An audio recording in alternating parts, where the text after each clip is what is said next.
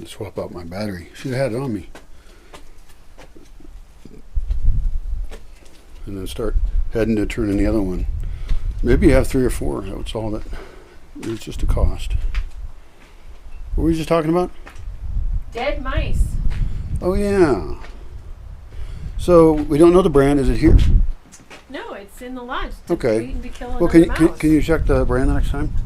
I'll try to remember to check the brand. Yeah, because I thought that wasn't a good one, but we didn't try probably hard enough. You know, I'm in the mood to try to kill rodents sometimes, and sometimes I'm not. I was in the mood, and it worked. That's great. By luck, by the way. I have a trap I wasn't even using. It was sort of set up. It wasn't. It's a bucket trap. And then at night, I was laying there, and there was just another animal noise. There's a lot of animal noise at night. And it was something clearly messing with something. And I just laid there, and it's like, screw it. I don't want to. I'm just not going to bother. Well, this mouse had fallen into the 5-gallon bucket, and it was a small enough mouse that it couldn't fall out because there was this plank trap on the top. So it tried to get the peanut butter in the plank trap and fell down. This product I bought felt chintzy. I may give it another chance, and I think I should, especially since I have a better one coming. Supposedly better. It looks better. Supposedly coming. It's been stuck in Memphis City for 17 days for no apparent reason at all. I have no idea why. But I would like to kill some mice and rats better. I also killed one recently without a trap. It was just very slowly wandering across the floor. I think it was a teenager or a youngster, and I just put a container over it and took it outside. And I got a better story. Yeah? Yeah, when Rebecca was here, she was like, "There is a mouse." And I was like, "Well, do you want to deal with it?" And she was like, "No." I don't remember what she said, but she's really a great person and everything. But she did not want to deal with the mouse. And so she walked out the door, and it's too bad she didn't see this, but I took my knife, it was a kitchen knife, and I just stabbed it, and it didn't move fast enough. And that's because she'd been feeding it. Basically, I had to kill her pet mouse. On purpose? She was feeding it on purpose. Oh, and you should not do that. I know they're cute, but they're bad housemates. Yeah. I'm pretty sure that's what happened. I'm sure she has a different version of the story, so I'm just trying to tell you what my impression is. Anyway, I stabbed the mouse like just just pinned it. Yeah. And then wiggled it. And it said, you just killed me, you big monster. Yeah. And then I took it out, and I flipped it up, and it was on the knife, and I walked over to Rebecca, and I said, "It's dead now." And she goes, "Ah," and that kind of thing. And then I did something or other with the mouse, I don't remember. Sometimes I throw them in terrariums to rot. But I felt very cool. And it was, I'm sure you did. But the only reason it worked is because basically I was killing a domesticated mouse almost. Right. Well, and you mentioned earlier about the poop situation. Yeah. That there's poop all over. And in the lodge, I think the majority of the lodge poop is lizard poop. Not mouse poop. Lizard poop is a thing that exists, and it's very tough to keep lizards out of a space here. The lodge is made of stone, and there's lizards are made to go live in little stone caves and hide around and be like lizards and stuff. They're good at it. And so they're hard to stop. The only good thing is their poop's not that gross. It's big and dry. I'm not saying it's good. I don't see it as very different than rodent poop. You see no difference between a rat or mouse of comparable size pooing? No, not much. And then the first year I was here, I learned the difference between rodent and bat poop. And bat poop is important. A bit like owl poop in that it's got exoskeletons and stuff of the bugs that it eats. And so mouse poop is, if it's fresh, it's mushy. I need a microscope. And the bat poop is powder. It'll turn into powder. Right. And I don't see, and so bat poop doesn't bother me as much because it's more like powder. The lizard poop seems more like rodent poop in that it's dry but kind of squishier. Okay, well, whatever. Neither one is supposed to be in the building. No. Architectural problem. And or at the moment, it's an unwillingness to kill because we cannot redo the architecture in all these buildings. Now, there are options, and we can think about how to retrofit a little bit. But what we have to do is make sure any design for any new building is set up exactly to avoid rodent problems. And I'm talking about, I think buildings on slope should have walkways to get out to them so that you can actually have a controlled location. And you have to have barriers of entry. They're thieves. They're tiny little rodent thieves. You're moving into a totally different subject, but yeah. What's a design thing? I'm just trying to think of it. It's a longer term plan for getting I hear you. No. Yeah.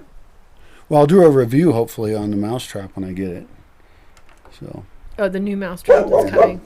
Yeah. Totally. All right, we done? What are we talking about? Dead mice. Oh, yeah. I threw mine out. It was so cute. I felt bad. Yeah. Yeah. I didn't feel bad. I felt successful. That is good. I felt successful with the one with the knife, but not with the water. Yeah. Because I dumped water in the bucket afterwards. All right, so adios on this topic. I don't know. I've been talking about so much to crap. Mm-hmm. So. Well, I'm going to give you a tour of the best composting toilet at Bosque Village. And it has many good design elements. And I'm going to tell you what the problems are as well. Because that is the way I can show off what I've succeeded at and say what I think could be done better. You can steal my ideas and just do it yourself. It's fantastic. I can hear the ravens honking. They make the weird honk noise. Very cute. Anyway, this one, its door is right here. It has Ganesh on it. That was painted very nice by a very nice lady that came here. It has the rules of how to use it on here, and it is readable. It could be cleaned up a little bit, but it probably serves. And the bigger thing is to have videos and content online that people can see on their phones. And so have a symbol up that then links them to a page that tells them everything and shows them videos and everything about this composting toilet.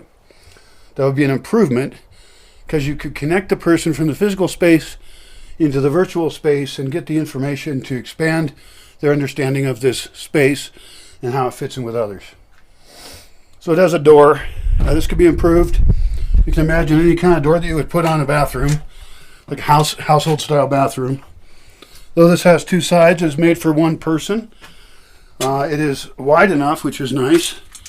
I have some of them I've made that weren't wide enough, and that's a criticism.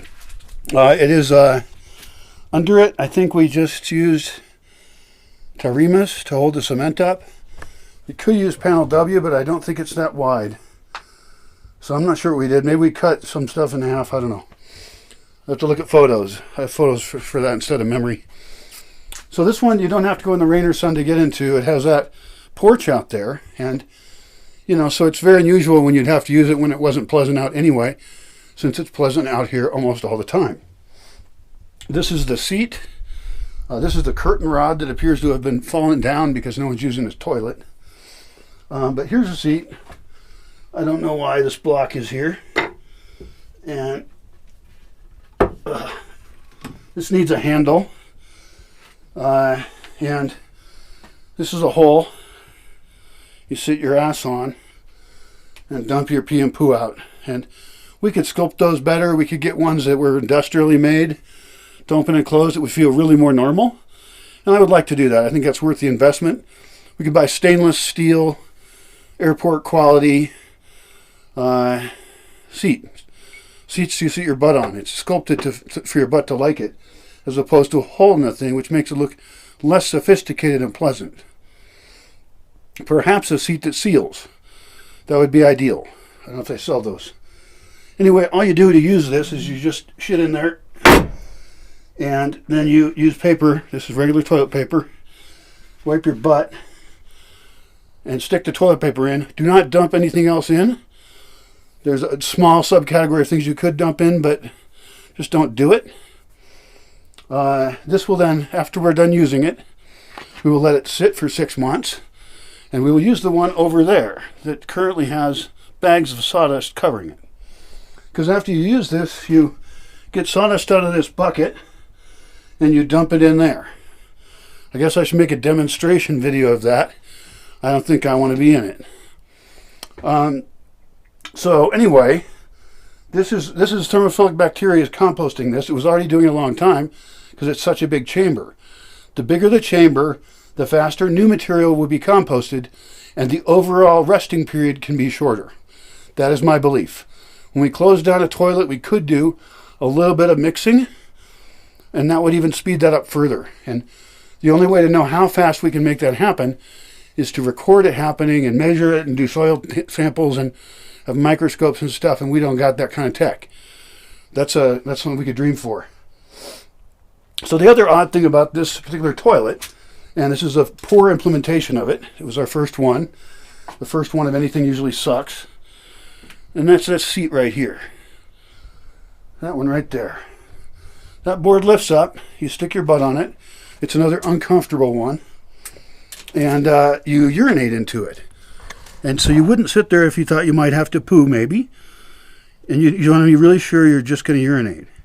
Otherwise, you're going to get poo in the funnel, and that would be gross. Hasn't happened, but that thing's never been clean enough for anyone to use it anyway. So it's underbuilt. Concept is great. Have to build a better one. Every toilet like this should have one because, well, actually, I don't know if they should be together or separate.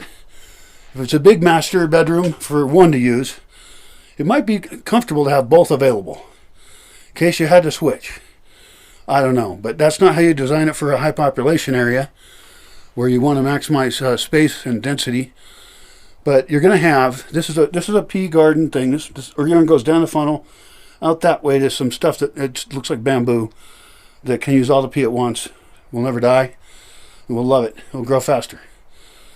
Don't have to process it or anything. Now, we could have a collection system and a filtration system that moves it around more, and I would not be against that. Even having a hose that comes up out of the ground, a spigot that just has urine, and you have a hose that you can move around to different spots wherever you want. We could have tiny gardens of experimentation over there. You know, that's the view out of this place. Of course, if we ever did develop over there, we lose a little privacy on this side of the toilet. It's one great thing about this toilet; it's so open.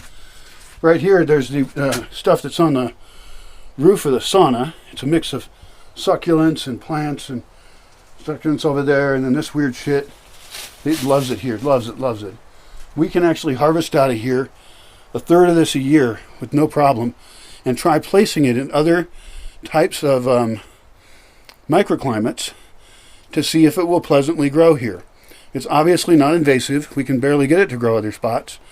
So it's already a niche plant that we would have to help to survive. But if we sculpt land in certain ways, and it's almost like earth art, living earth art, and we can make sun traps, or whatever it is. Why does this plant love to live on top of this roof of this sauna?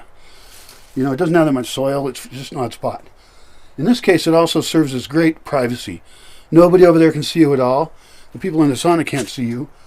If there were people over there, somebody could look at you with binoculars. That'd be fucking weird. Can't imagine it. There's nobody over there. Some coralline down there too. Anyway, that's a little bit about this composting toilet. Obviously needs to be cleaned up. This was a dispenser for toilet paper, but I'd have to buy the brand again. I'd have to cost it out and see what the cost is, and only fill it at certain times. But most of the time, people should probably carry their own toilet paper. I think at the Bosque for now. That way you're sure of it, you know. And Mexico in general has some issues around toilet paper and toilets, and the main thing here is running out, and so just bring your own. It would be great to have right here a little hand washing station, or anywhere nearby is fine. And just to be able to dip your hands in water a little bit. Don't even think you need soap, really. You could have a tiniest bit of soap in it. Or you could fill it and empty it like a bird bath almost. I don't know. A sink. That's something someone else has already designed. So, other than that, this whole porch sucks. It's underutilized. There used to be metal chairs out here to sit in. Double metal chairs for 2 people each. Made out of that aluminum cast aluminum or whatever the fuck it is. This spot over here needs that firewood to come over and make a wall right here. Anything that's small enough to fit in the oven goes under the oven. So we don't have to cut wood as much. We're using branches, we're using the right size. This cuts down on the amount of work immensely. And you can therefore get more energy for less time. That's that oven there. This fire pit over here is fucked. Because there was furniture out in the rain, and in the rainy season, furniture will rot. This was a great place. There was a big bench there, a big bench here, a fire right here, and so all that light and all that heat is radiating inward from the walls as it bounces off. It goes from the fire to the walls and bounces off, and people are all comfy, joking, flirting, tired, whatever they are.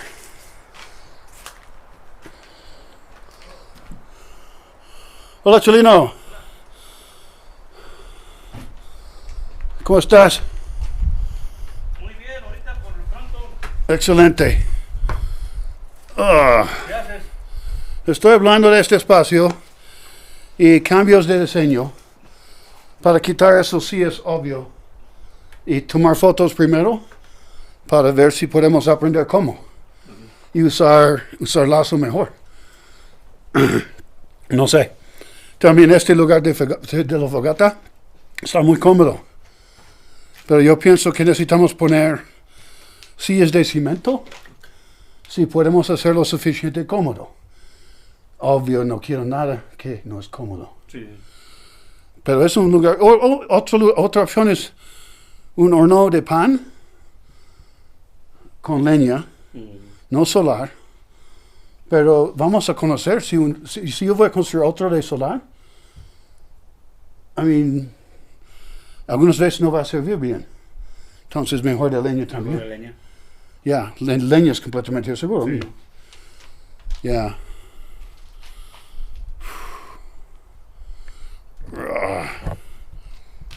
Yeah. I can. So Cholino's going to clean all this up. Clean the trail down there up. He's going to clean a trail that's way down there. This actually makes it easier to get lower parts of the barranca. Because I don't like the steep trails that are difficult to navigate at all. So would you add a hose onto that Yeah, there'd be a siphon. pipe and make it go down? A siphon comes off that and goes essentially anywhere I want, including more than one station if I wish. But you have to be able to get to it. It could be buried. Well, no. Well I'm marked? saying Oh. for our discussion, what we Yeah. had. Oh, wanna the be spot able down to there. Access it. Yes, I would like to open up access to the lower parts of the barranca better than they were before. Are you videoing? I am videoing. Well, I want to get these gardens going. You know? And so I want to have lots of types of spaces. Every barranca is a multi-use space. Right. Up from here also has awesome opportunities for both social and biological or garden spaces. And you let a tarantula go up there. Yeah, that's fun. There are tarantulas. I haven't seen one. Tarantula will never hurt you. You'll be lucky to see one. Don't mess with it. It won't mess with you. They move slow and they really don't mean any ill will to you at all. But they do sure look scary though. So take a picture of them if you want.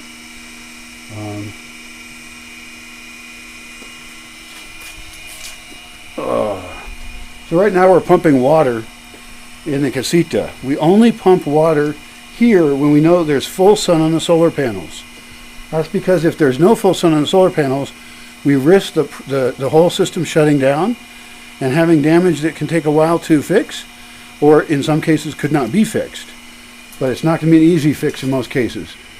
Don't fuck systems up. So you have to be approved to pump here. And there's a lot of things about the casita actually, as far as using it, you should really study a user manual. And it could be that you only have to study a user manual that's really short and is how to sit around a fire and have a nice time and where the water and bathroom are.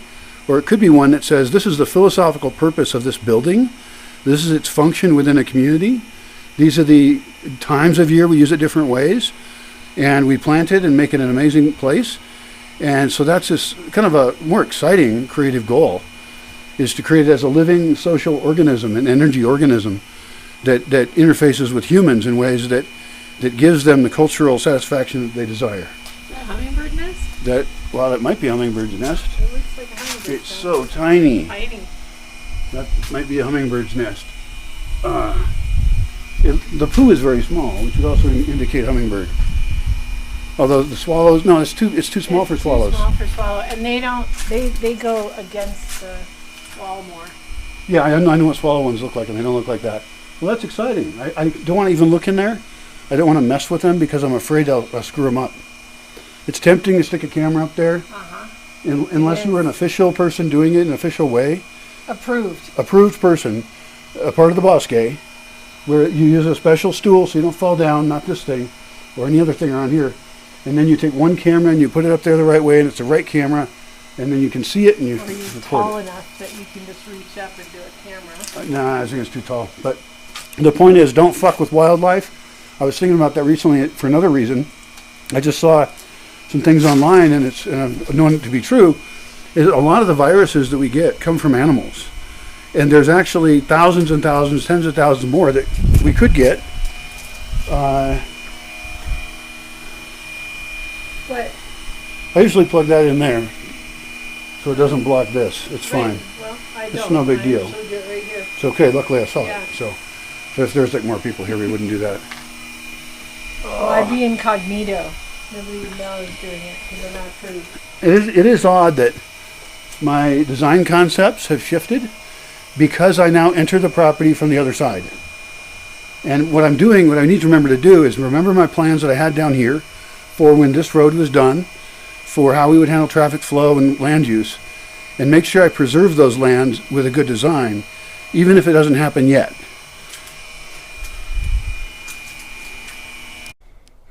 So down here at the casita, there's some gas tanks, propane gas. Those are not used for heating a room. They are used for cooking at times. Propane gas is so efficient and cheap right now that we made a decision for now that we would use it. We also have in process to improve our solar ovens and our wood ovens. We want to improve them to a level where you wouldn't use any propane at all, zero. So the kitchen in here has propane. We could, depending on what happens out here, have an outdoor propane stove as well, or barbecue. Barbecues generally we have charcoal for, and I like it, but whatever. Here's the other outdoor stove here. This is a Bosque-made Lorena stove, mimicking the model Pazzari from the organization called Hira. They built one up there. They let me take photos. Nice guys. We reproduced their process brick by brick and made our own.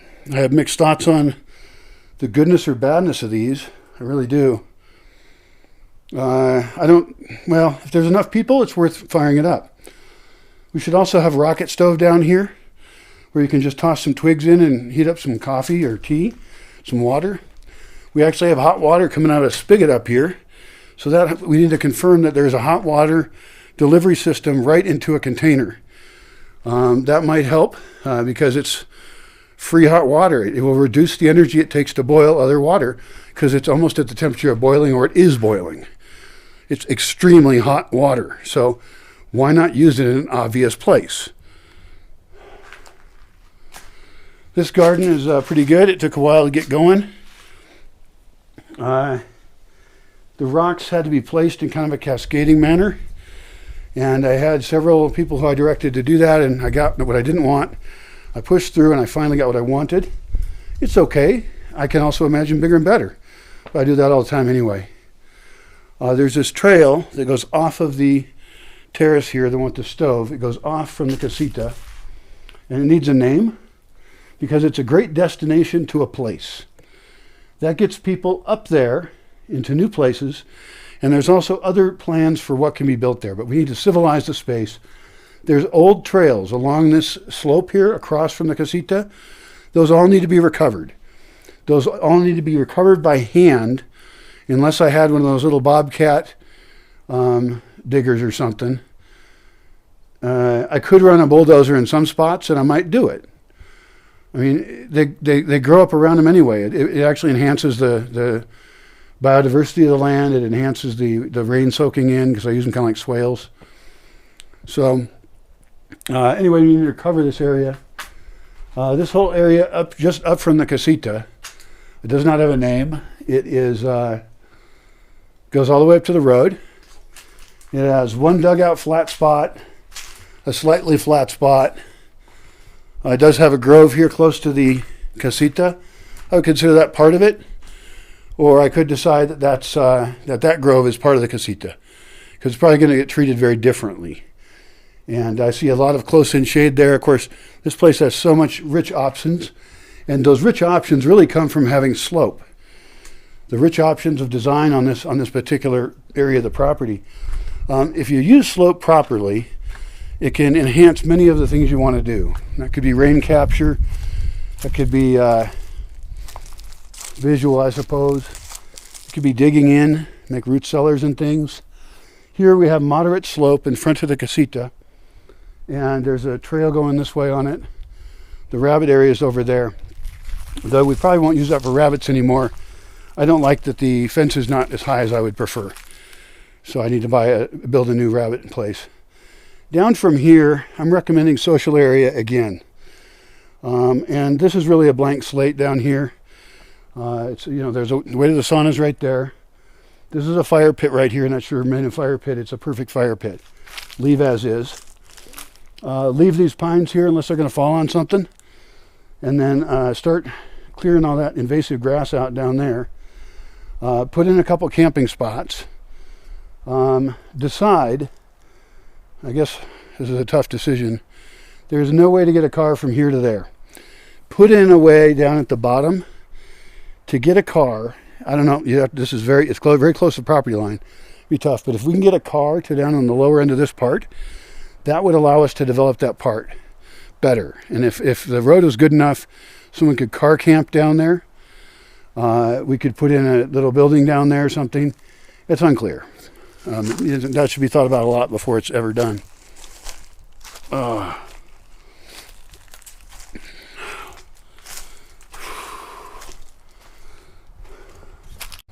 This is an example of just really dumb shit. These are things I bought at the beach. They're hammock chairs. They were great for a while. They eventually rotted at the bottom. They look terrible. They're unsafe, and they take up a bunch of space. They're really dumb. Luckily, I have some other ones that were donated to me, and I should thank those folks again. I think they were in Pátzcuaro, and I don't know if they're still there, but I should hang those up there, and then have rules about putting them away and putting them out so that they last longer. That kind of stuff's really important.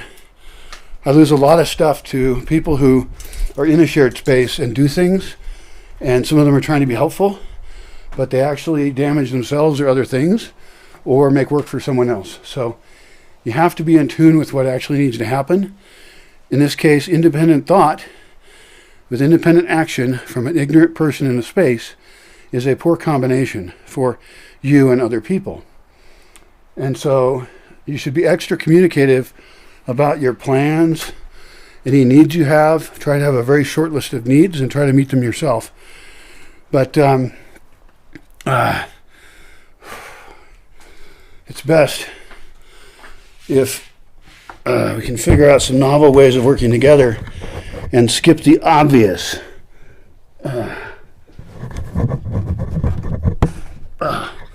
It's so extremely obvious ways in which we don't work together well, and we want to. I want to be in a group that works together well. That's really important to me. And I don't even like with my videos and suggestions, I don't like that I'm telling people what to do. I'm suggesting what we could do in a space, one space. And, the rules for all spaces don't have to be the same. I think that's a mistake when you think about, well, how should society be? And I think it's better to pluralize it more and say, what are the ways that a society can be and that societies can be in the same place?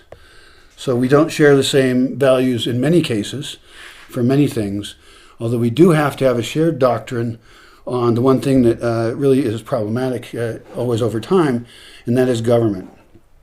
The way to control government is to all of us agree that we have a lot more rights than we have restrictions, that the people create the society, not the government, and they shouldn't take credit for the good and then blame whoever they want for the bad. Shit happens. We have things we want out of a government.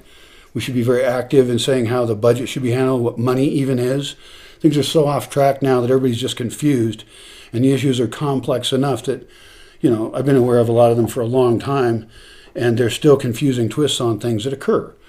So even somebody relatively smart is confused by the economy and the role that the authoritarian oppressors have. And I think there's the other authoritarian oppressors you probably didn't just think of, and that's everybody, all the people. And the way we identify as ourselves and the way we want to insult people who don't identify as us. I notice this among my most theoretically open-minded friends, left, liberal, whatever, and I have seen the most closed minds I've ever seen. This has been, all of my life in the background, but I didn't care. But with the recent political things and the elections, and Trump, and then we're back to things, that were corrupt totally, like Biden and stuff. And it just really is bothersome to me. And what's more bothersome to me is that they have some level of joy in it, and they're ignoring Biden's dumbass things he says, and they're not big talking on issues, not hearing debate on issues, and I didn't hear enough of that either. People just have these vague identifying names of their view, and I think everybody should break it down into, like your essential personal party platform. And that can be as in many areas as you want. You could write a personal manual to you. But in this case, I was focused on the government questions. So, there's a lot of things that get very out of control with government, and that we could easily get under control. But we need to have an intellectual view of it. We need to look at the best of what we've had and our mistakes, and not spaz out about either one of those too much. I mean, this country, as United States is what I'm referring to, has a horrible history in many ways, and in a great many ways it has one of the most remarkable, it has the most remarkable history of any country in the world currently, just as other countries have gone through such a phase as well. So, this is the main room of the casita here. There's a guitar hanging on the wall behind me. There should be two. I don't know where the other one is. But I do like to provide certain things. Everybody has to be really careful in this space to take care of it. It's really, really, really, really, really important. You know how hard it is to live with housemates? Well, what happens when you live with housemates who have had limited exposure to kitchens?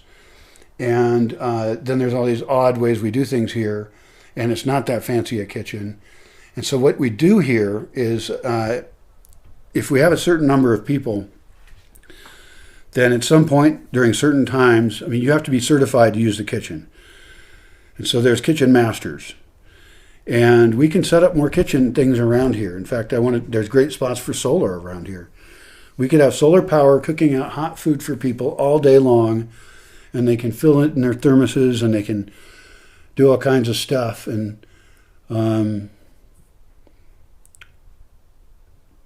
there's other roles in this building. This is kind of how this building runs, I guess, is there's only 2 people with a key. It could be more, but anybody with a key has a role, and they can't hide it, and they can't lend it to other people. Good Lord, I've had people do that. It's not a horribly secure building, so there's issues there. There's issues on how to run the fireplace, how often to run it, why. There's actually hooks on the fireplace, which I can show you.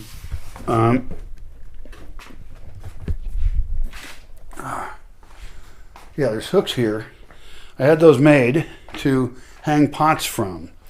I didn't know where the pots would be or how big, and so I put 3 of them, figuring that it could have 1 pot in the middle, or it could have 2 pots on the sides.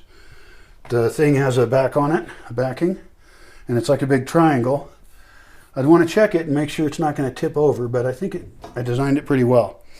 I need to make another one of these up at the fireplace up there. I need to make videos in Spanish about this and say, look, every fireplace should have this. Why not? Because we like to have cosmetic fires, and this is a case where we're wasting energy, really. We enjoy it, and I think the enjoyment is enough to justify having the fire. I really do.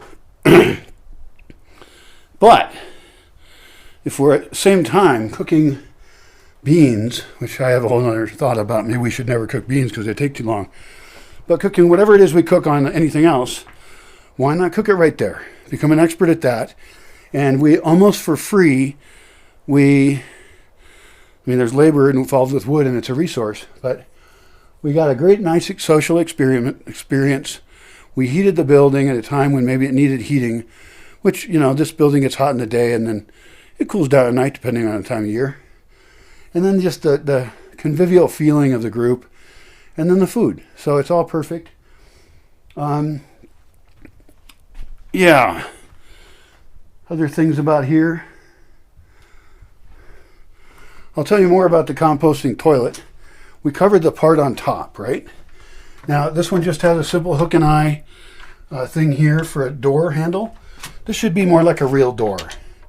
And it should have an occupied, not occupied thing you turn.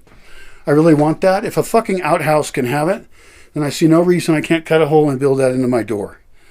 That's just so obvious to me. Also, that's an inside, easy-to-use lock that is considered good enough for security. Because, people feel vulnerable when they're in the toilet. This toilet has no lighting, which means that everybody in this culture around here carries their own lighting. Other options, like they have headlamps and things like that. Other options are many. I could have motion-sensitive lights up here, where there's a light below this, like shed light, a solar panel on top, and it has a battery within it. That would be great. It could be motion-sensitive, so it lasts a long time. It is a little weird when you enter that it then suddenly lights up. And in some places, if somebody could see you in the darkness, then you would be lit up. And so that's a design flaw. My belief is probably most toilets should have the ability to close shutters. And they definitely need to be protected against animals. So they need to be way better constructed than these. This is just simple roofing I don't like. On beams we cut here, on cement. These are PVC tubes. I don't even know if they matter. There's no smell problem here. I love the ventilation, but I have to have screens in here to keep the mice out. So then the question is, if I'm going to place a lot of composting toilets, where can I place them where they have view but are still private? Or what can I plant around them to make that occur? I don't know, and each one is its own case. But I do know that bathrooms should not be done just like this. This is a single bathroom. What if two people had to poo? How come the urination place is in the same place? Oh, that's cool. There should be another one out here around here. That's the women's sit-down pee place. There also needs to be the men's pee trough. I think trough is good. And those don't have to be fancy at all. I'm not even shy about it. I don't even give a shit if people see other people from behind that they are peeing. Men need to toughen up and not give a fuck. I'll give in. I've talked to a lot of people about this. I'll give it on the women. They should have a visual barrier. And they do sit, and it's just a more vulnerable situation. So they should have their own locking door and all that, even just if they know that they're peeing. In pragmatic cases, it's very likely that these will become almost like women's ones because they have both in them. And so they just go in, do their business, and they're out. And you just build more of these. So you have enough of them to meet the demand. They could be built in a little bit more efficient way and certainly much prettier. The men, on the other hand, if they know that basically men's rooms, then you have the stand-up pee and you still have to sit-down pee. But they could use, this is not a women's room. They could use the sit-down pee or poo one anywhere they want. In other words, I think that the bathrooms are unisex because they can be. But some of them have a male pee spot and some of them have a female pee spot. But the cool thing is you've still got your pooing spot, right? And then, of course, you can have pee spots elsewhere. I mean, I don't care where people pee. There's a whole culture of that. But those are my thoughts for here. And then I have to come up with another place to build. Well, I don't know. Each spot has its own thing.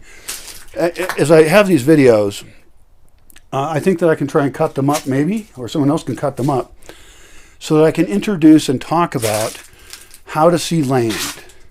I think it's one of the things I have the hardest time communicating because I've only just learned it. And I certainly, over 17 years almost here, 16 and a half, maybe, I don't know what it is now. And then, of course, I thought about a lot of that before in my life. And I've read a hell of a lot. I've read while looking at these exact things right here. Because it's a great responsibility to be able to make changes to a land. It's even controversial, you know, because we have done such a bad job overall at treating land well.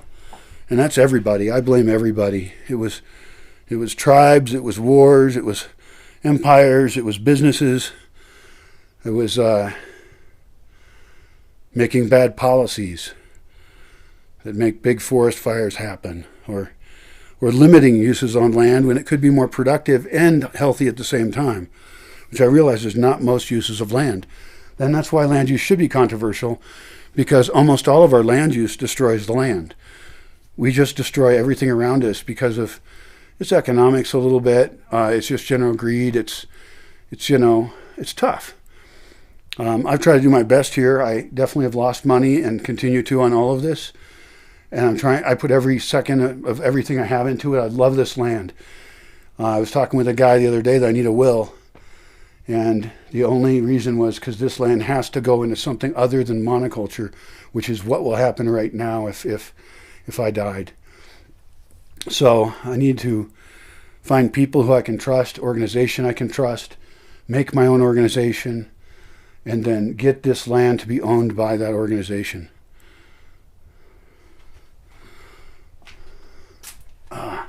Along with the inherited knowledge, this comes along with my will, of how I saw this land. Even if I don't personally get to accomplish these things, even if I don't get to see all of it come to fruition, or I don't get to experience the surprises along the way, of which there have been many. Been here a long time thinking real hard about a fairly small place. It's 83 acres, pretty big. It's 33 hectares. And now I can't even walk around it. But I've learned so much. And it's been such an honor. And so I need to not mess it up by having it be taken over by somebody who will not develop it for the vision I have of people and nature living so close together. Probably the toughest thing here is cutting the pine trees. I want them as windbreaks, and I don't want them to fall on buildings. I think that's the shortest version of it. Plus, they're a great building material because you can make beams with them. They're just a very useful tree.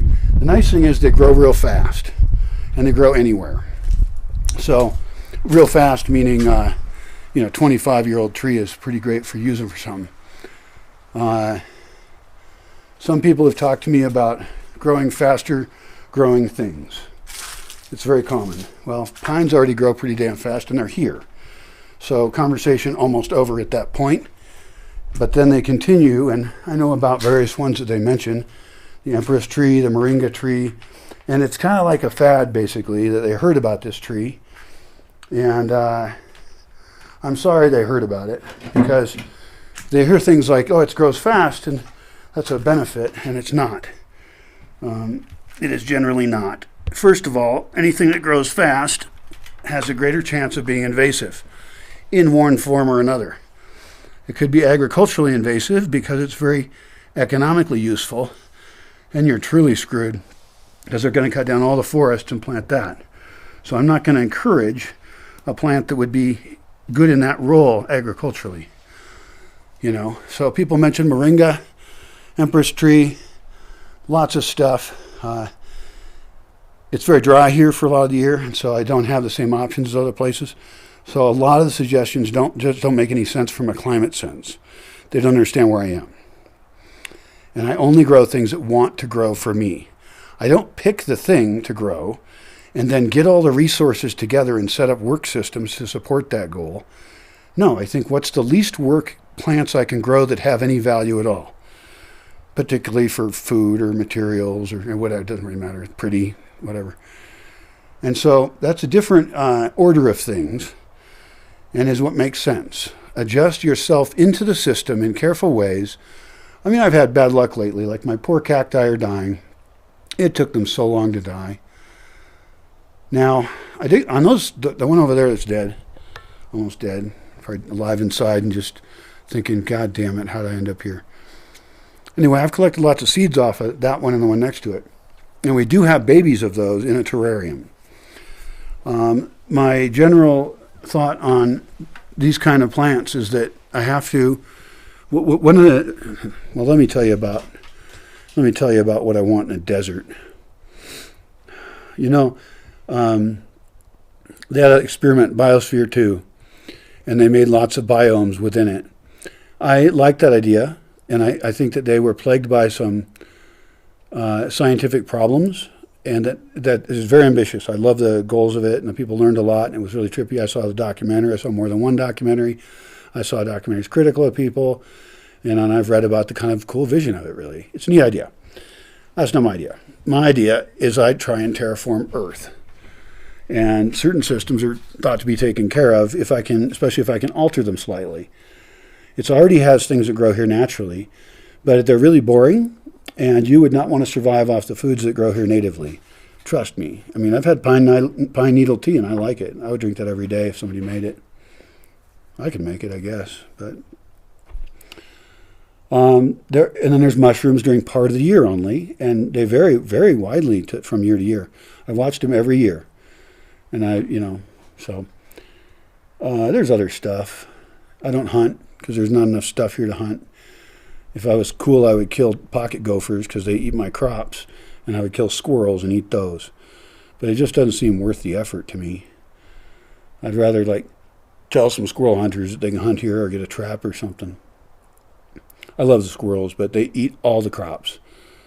I mean, they will eat all the crops. Certain types of fruit trees, they get all of them. It's not like a pest where they're taking some. Like the ravens steal some eggs sometimes. Actually, they're stealing all the eggs right now because they got smarter. They know how to enter a door that they didn't.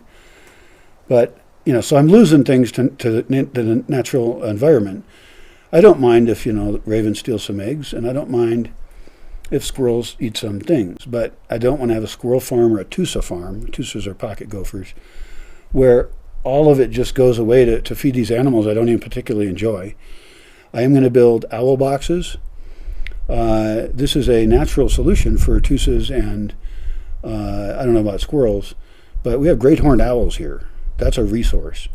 And there's designs online for how to build, what size to build different owl boxes. And probably there's advice on where to place them. But I'd be placing them up in trees or in barn-like places. I don't have a ton. I mean, who knows? Maybe I could give someone one in Yotatiro on the edge of town. But that's a natural killer to balance the system out. And owls are cavity nesters, meaning they don't make their own house. They're not capable to make their own house. I don't know how they survived before there was barns, but or I guess but they need holes in trees and stuff. And so the owl boxes provide them housing they couldn't otherwise have. The carpinteros, woodpeckers are very similar. They have two targets right now, and one target is any dead old tree. Well, I don't have a lot of dead old trees. Sometimes one will get hit by lightning in a place that I don't think it'll bug anybody, and it'll die. And then I'll leave it there and see what happens. And then, sure enough, the woodpeckers have a great time, and they make lots of housing. They're very efficient, and it makes me happy to have provided it. 2 times now, near the rabbit house and near Ecstasy, I have left a dead snag too near a house. Now, neither of them hit the house, but the first one messed up the trail to the house and was just generally messy, and it took a little while to clean it up. Those cleanups should be really quick and thorough. All roads and trails should be kept clear. That's like a rule of society. And if one's not clear, then people should help out in whatever way or be paid to do it, or it doesn't matter. It gets cleared. In the other case, there was one that was, I thought, maybe far enough from a house. There was only one house, right? And it could have gone 360 degrees, the tree, when it eventually fell. Because we know these trees are going to fall, right? They're dead pine trees. And so that one ended up falling right onto a spot where someone sits at that house, almost reached the house, and the only reason it didn't smash the house is because the top of it had fallen off earlier. But it hit exactly where the door was. It opened the door even, I think. That's what I got told. I didn't see it. And it took a few days again to clean it up. Those things got to be cleaned up right away. It's an emergency situation for the person living there, and it freaks them out. The bigger message, though, isn't how to clean up a snag that falls near a house. The bigger message is don't have any pine trees in anywhere that you have to truss them. Or, if you do, make sure they're nice and straight or lean away from the house into nothingness. Although if they lean any, I don't know, it's suspicious. But my general thought is near houses, take them down unless you know you have a management plan for it later. Because in a storm, those things whip around and they don't have very thick root systems in some cases. And so a oak tree will never fall down next to your house, barring some bizarre circumstances I can't think of at the moment. But a pine tree will fall on stuff. And they're hard once they get big to take out. And so what we're looking at is imagining the future and sculpting a pine tree forest that has a lot of biomass, as most biomass as you can get, also productive areas for lumber and stuff. So decide what the meaning of every grove is and what rules we interact with it using. We have this ability. We're not just, tribalists, although they had a lot of time to think about this stuff and they had a lot of time to talk about it. But we can actually write the book on how to treat land here and then have that book reviewed by other people and have them say, well, in my climate, that part doesn't work that way. So they can build on it with their own reactions to it. Hopefully intelligent, nice, useful reactions. Because I'm not a total expert. I am by comparison to what I was. And I, in some ways, I certainly know more probably than a forestry student. Because I've met students and some of them don't know very much. Or they don't agree with me, certainly, because I have some unconventional ideas. And I read a lot of unconventional ideas. So if all they got's the textbook knowledge, they're not going to understand what I'm saying unless they unlearn what they think they learned. Although they should always question what I think and say, of course. And we should write that down. The goal is the truth. I'm not on the side, although I've got some big kind of ethos I live by.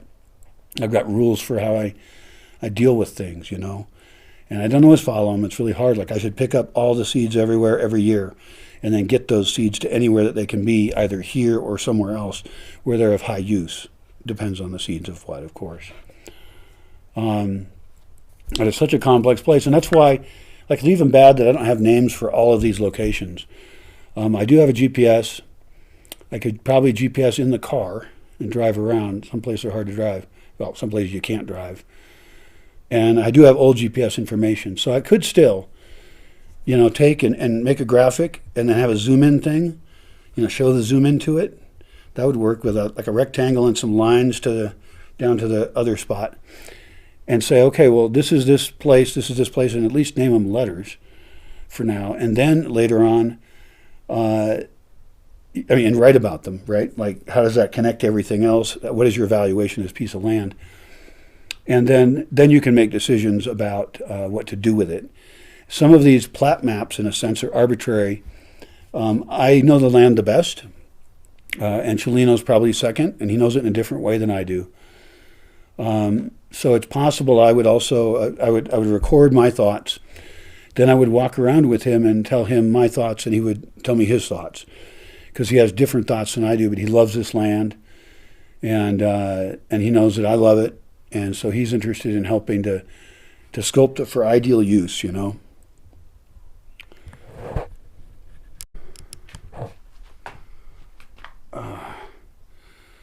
Slogan for Bosque Village: redefine luxury. Have a list on the left that says Bosque Village is not. Have a list on the right that says Bosque Village is. To the degree those things match up at all, those adjectives, and they sound good together, have those be at the top, and have the ones that don't match up as well down at the bottom. You could make them in English and Spanish, so that we have keywords to describe the place. This is a marketing and branding decision. Of course, the keywords of what I want are not the keywords of what I have now. So I think two lists is better: what it is now and what it shall be. I think that's very useful.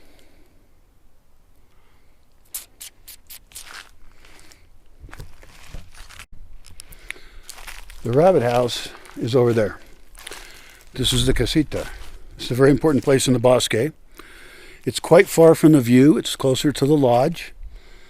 And it has a pen around it, which can be reinforced enough to have small dogs held within it. It's extremely wise because this is a very dangerous forest on many levels for a dog. And you can stay in the rabbit house even if you don't have a dog. And we have to improve our dog house action in that area.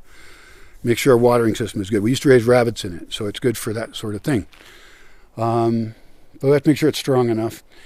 And then people with a dog can stay in there. The ideal person to stay in there with a dog would be somebody who is also the casita host. They were the person in charge of running the casita, and they have a key to it. And ideally, it would be a couple. It's a great sweet spot for couples. It's very much on its own. It's very comfy, romantic. I do need to build some other structures of some kind around here, and I don't know where exactly.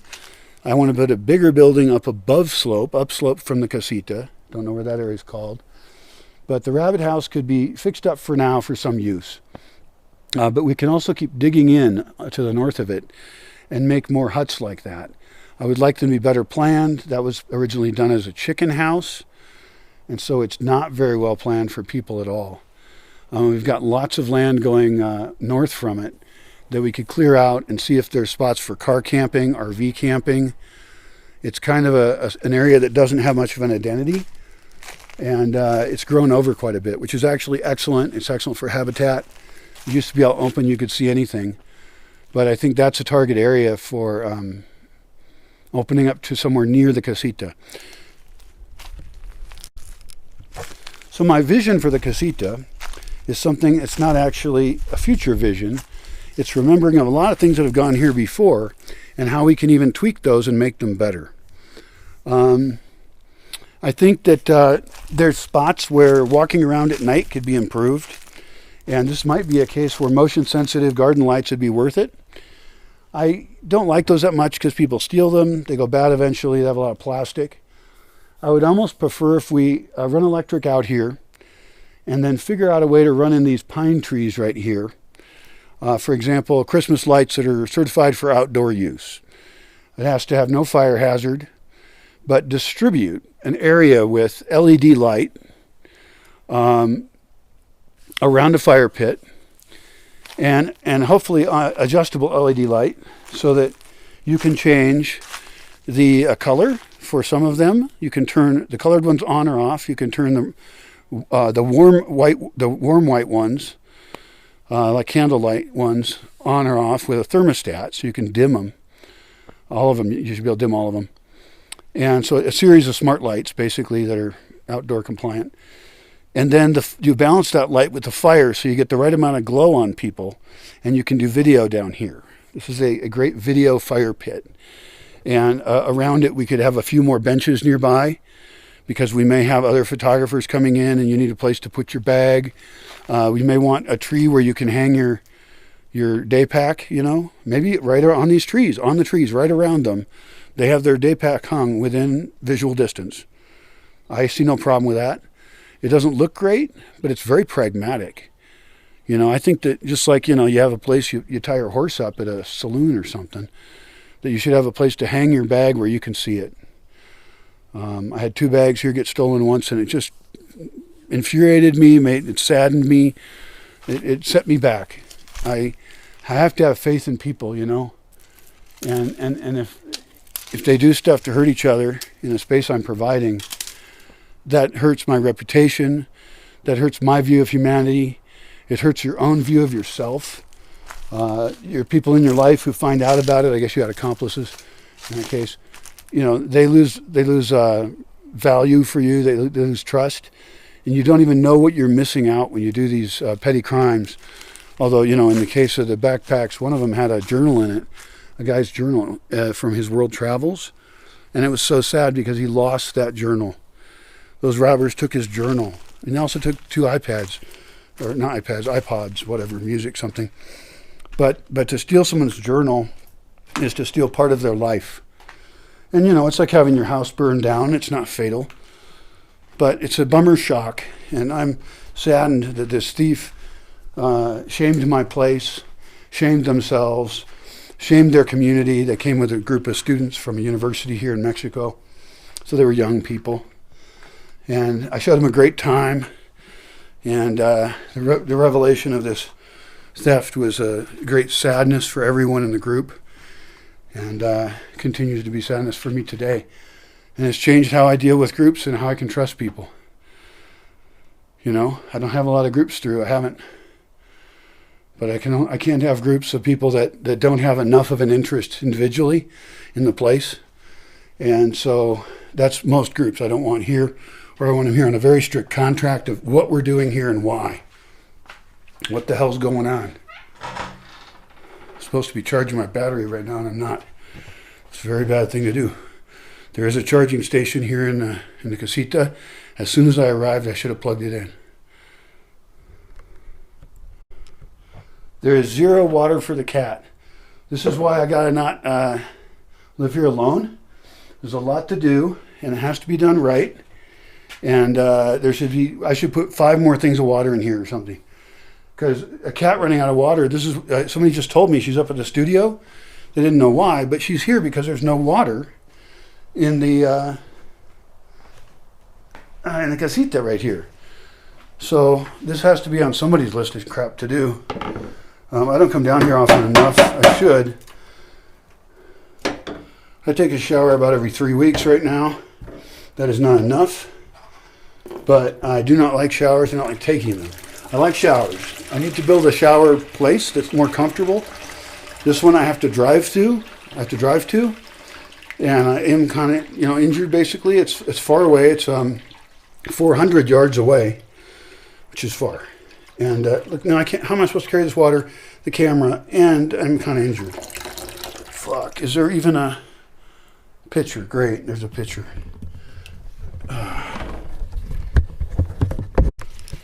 So the casita has tap water right here, hot and cold. The hot comes out of an evacuated tube solar hot water heater up there. That water gets into it. Let's go the other way. The water comes from the rain. It goes down tubes into the cistern, okay, which is long and it's under the porch. There's a door to it there that probably needs to have a better protection to it because it gets a little dirty. It's no huge problem. That water uses a pump on the solar power system of the Bosque village to pump water to a tank up there, and then that tank, gravity flows down to here. That's for the cold water. The hot water goes out of the tank and into an evacuated tube solar hot water heater. The best current kind of technology to heat and continue to heat your water with potentially very few motors if you design your system right. And maybe without much need for filtration. I use zero filtration here. I cannot recommend that. For people who are, well, everybody pretty much should instead use the water that I buy from a guy in town who purifies water. He probably purifies lake water or something. I trust him, he's nice, and he brings 5-gallon water jugs to the Bosque. Those are available.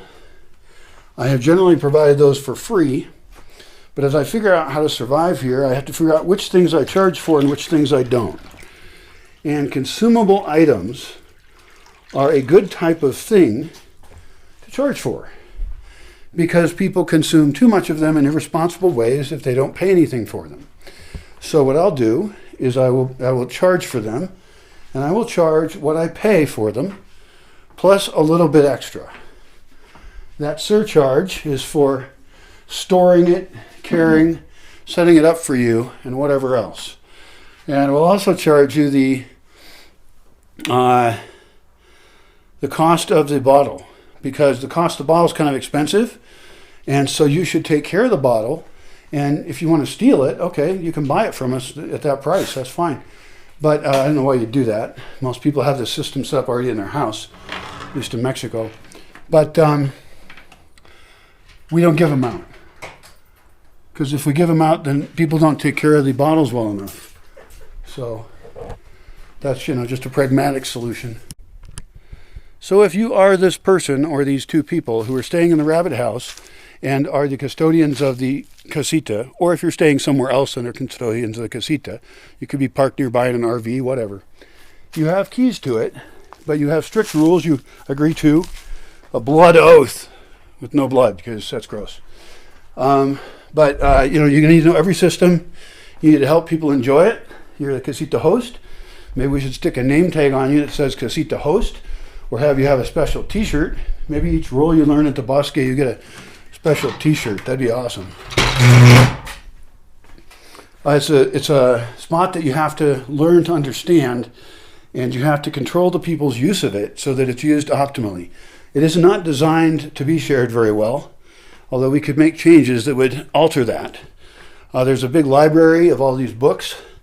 People really enjoy those. They can take them and return them. We don't generally do book exchanges because most people's books we don't like. And probably we should pull some of these books out of here into a different library, and then maybe have ones for sale or trade. That would be pretty cool. Anyway, here's a cabinet that we can use for some. Coat rack, maybe we should set that up for actual use. We had a table under it, but in the wintertime you do need a coat rack. So there's no curtains on the windows. That's because it's such a public space. See, I got my keys, I think. And so I kind of need to have like an orientation session, and this video is one of the orientation things. Hopefully it's helpful. But we actually are making a social contract if you're going to be the host of that.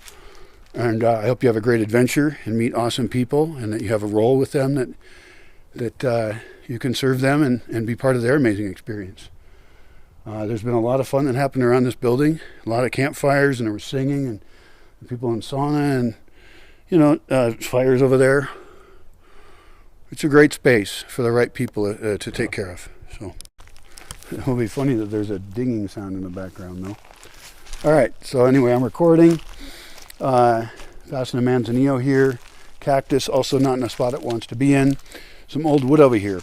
And this is actually the topic I want to talk about, is the use of wood for various purposes in Bosque Village, and the types of wood that there are to start with. I think it's a really helpful conversation to have. We'll start with an odd one that isn't usually around. This is rotten old dead wood that was on a tree that got hit by lightning and then became housing for woodpeckers, and then eventually fell over, blocking the trail to this little house. Pretty cool, though. The woodpeckers had a blast, and woodpeckers need places like that. They need dead trees. This was the wrong location for this dead tree to be. It was a safety hazard. Bad. Other types of wood. Wood that's currently in a tree. Wood that's currently in a tree is a massive carbon sink. The trees are helping with the climate, and we like to plant a lot of them and a variety of them, and also have a lot of mass to them. We want massive big trees. We don't want just thin little trees you harvest or something. That's too close to monocropping. We want that really high story up there, especially in places where it will break wind, for doing better agriculture in the leeward side of the area. God, this is so beautiful out here.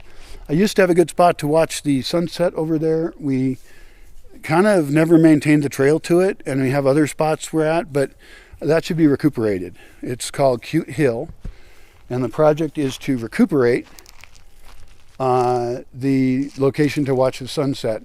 Some trees grew over the view, so that might have to do, some tree cutting or something.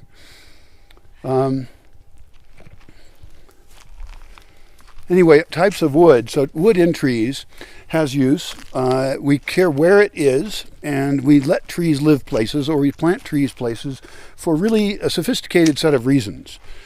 And so we're sculpting the forest in the sense that we're deciding what species will succeed where, and perhaps what species we will plant. So we're very biased about spaces and water flow, and where we want shade, and how we treat each tree. This is a managed forest. We have spots of it where we don't do that, and we just let it grow the way it would grow. Although what is the way anything would grow? How often should it have a forest fire that would have occurred naturally? Unfortunately, we don't know. A lot of history was lost. And there's been people living here for a very long time who also affected the nature of the biological systems here. And the lake used to exist and now has gone down, and so that's changing things too. and then the water's been tapped off, so there's no water in the Broncos. So we don't actually know, we don't have a completely clear picture of all the ecology of even what trees would want to be here. But that's okay. We're really good at getting used to what's native and improving it, and sometimes putting in other trees and deciding what's where. It's very slow forestry. We don't make quick decisions. And we consider a lot of factors before any tree changes we make, you know. Another type of wood is cut firewood. Well, if you're a firewood cutter, you'll probably cut the firewood and then move it to another location. It may be that you leave it where it is for a while to dry. A drying pile of firewood in the forest does not mean that you're allowed to go take it. It is owned by the person who cut it, and they had approval to cut it. So you also can't just go cutting your own tree or firewood. It doesn't work that way. All those natural resources are going to be managed really carefully. And we're going to make sure that any firewood that gets collected is going to be used for its maximal use, which might be cooking. It could be a social fire. We have a whole philosophy of different ways of dealing with fire and wood as a resource. So if you see that, just leave it there. What we do is that's because it's heavy, and wood doesn't rot here that quickly, and so we can just leave it stacked out there for a couple years, and not leave it there for 6 years because it'll rot. But it just becomes nice, easy to use firewood. Then you throw that in the back of a wheelbarrow pickup truck, or you carry it to the nearest fire, and you've got nice dry firewood, because wet firewood's actually a huge problem. It burns less efficiently, it emits more stuff, and it's more annoying. Annoying is bad. So yeah, I'll tell you about some other kinds of wood if I can remember to. One of the sponsors we would absolutely love to have is a sponsor with the best trail camera there is. Now, I don't know what the best one is, but I want certain features like obviously night vision and motion detection. And it would be great if it could somehow send in its results. I mean, I could even have one that did only birds in a Wi-Fi area, and birds would automatically, motion sensor would automatically continually get posted to the web, and we can also then bird count how many of given type of birds was here this year or last year, and has the ratio of birds changed at all? Because we want to put in water more, and that will increase the bird population, and we're planting already so much stuff and letting the native stuff grow that the birds are much happier already as well. Other trail cameras would be placed further away, and we have water holes for animals, and so we would place them at a water hole, and we would catch whatever we could.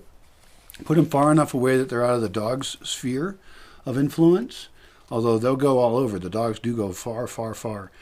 But the farther I go away from my dogs, and not towards town, but I can find places where an oasis would be for animals, and they could get recorded on a trail camera, and that has mainly coolness, goodness, but it also has some scientific value for home science. If we make sure we actually count up and estimate based on how many nights was it there, or just how many hours was it there, and what all we got during that time. If we record those often enough, like in a spreadsheet, we may learn about larger patterns of whether an animal is having more of it or less of it, what times of the year they're active. We could then also read up on each of those animals, and we could specifically do things that we would try and increase their habitat in particular, so that we get more of that animal here. Now, we may or may not want to do that. It's a case-by-case basis, but it's something to consider in every case. So that's a great Bosque sponsor, is some trail camera. We would use it more often than other places. We would publish the results more often, and more people would come here and learn how to use it, because we have, in the past, we've had a lot of people come through, and many of them learn a particular technology or skill. And I think running a trail camera well and always picking up the images and posting them in exactly the right way is actually an important function that someone could fill here. I don't think I want to do it because I don't remember to do things every day usually. And I definitely want to see a feature list of all the things that the best ones have, and then decide what model works. I think that's really important. Just any old shitty trail camera is not going to be good enough, and it's not going to be energy efficient. So we'll just see. Yeah. So I'm hosting a bunch of Facebook events online. These are chats online. I want to do podcasts. Occasionally I want to do a social chat with some people who tell me that they like me a lot, just for mental health. But my primary goal is podcasts. And I think in any case, I want people to produce good video. So I wrote an answer about how to do video conferencing well. It might seem a little daunting, like that's a bunch of work, but you can set it up just once and then you can use it many times. You can also set it up so you simply change a banner in the back and your background's changed, and that's most of everything else, and not always too distracting, and it gives you personality. Those cloth kind of banners sell, at least here in Morelia, at fabric stores. They sell ones that are pretty big, but you could think about almost any kind of a textured fabric that works for you. At the moment I'm outside, so I have to be concerned about that. My audio might get wind, but it's not very windy. So the best times to go outside and do video are actually when it's cloudy, because the lighting is so much better. Now I'm under a porch right now, so that's a different thing. But if I was out walking about, it'd be nice if it was cloudy. Late day or early morning sun can be better. Midday sun is the worst. And then not real windy. So in many cases, you've got your list of things you're going to record, right? If you're a documentarian, you got your list of things you think you might want to do. It's your brainstorm list, and you might steal that from other people too. We pass the ideas around. It's just fine. If it's outside and you see that it's cloudy out, get your team and say, this is the time we record this. There's different kinds of cloudy, but the more overcast it is, the better, because everything becomes a big light studio, and the cloudy's there all day. Sometimes fluffy clouds will come and go, and you'll get a second of cloud, and that's okay. You can try and work with that. But the best times of year are when it's cloudy. There's a website called Weather Spark. You can look up Arangariquaro. It shows you what percentage chance of cloud cover there is at different parts of the year. And obviously, any one that has cloud cover is better for you, although the cloudiest seasons also have rain, and so you'll have to decide whether it's going to rain or not. And you're going to need to be prepared for rain and have stuff to cover up your equipment, like garbage bags or waterproof things, especially as we improve the sets and we have further out places that are really awesome to record. So we want to make those comfortable spots, and it depends on the nature of the shoot, whether it's 5 minutes of talking or whether it's something that's going to last for hours. But we can improve our infrastructure in remote sites. Probably the best ones to develop immediately as sets are the ones within range of where the internet is at the view. Now that constraint may change. It's very likely to change, but for now that's what we got. And so we should at least put minimal effort into making places where people can record as many as possible. And we do have the problem of audio conflicts. So in many cases, people don't need internet. And so we also want to develop further out spaces where they can be totally in nature, talk at the level I'm speaking, right? And it doesn't disturb anyone else's audio in recording, but they get to be in this beautiful, nice environment in nature and record the things that they're trying to say to you. So a faraway example would be the Earth Temple. I have some closer in ones I want to develop that also are very sound insulated in the Barranca. Anywhere far enough away is okay, but voice carries pretty far, and sometimes I get very emphatic. I'm a noisy guy sometimes. And so, but certainly over those trees a ways would be good. And all those places take right now is put it under a shady tree. And we really want to develop trees here that have full shade. We don't have very many yet. There's ones in the plaza in Aronga, and we have places with good shade, but I don't want the dappled lighting issue. And so we need to have some that are just completely full of very dense light blocking green matter. And then a metal chair there, and people can take a cushion, I guess. A chair of some kind, maybe 2 chairs or whatever chairs are appropriate. And that's about it. just creating like a few of those to begin with. The cost is the metal chair, some machete work, deciding what trail gets into it, perhaps planting some cedars around it as a potential later sound barrier. We could see bamboo. Yeah, no, that's important. But setting up different sets for video and also for other people's just normal use.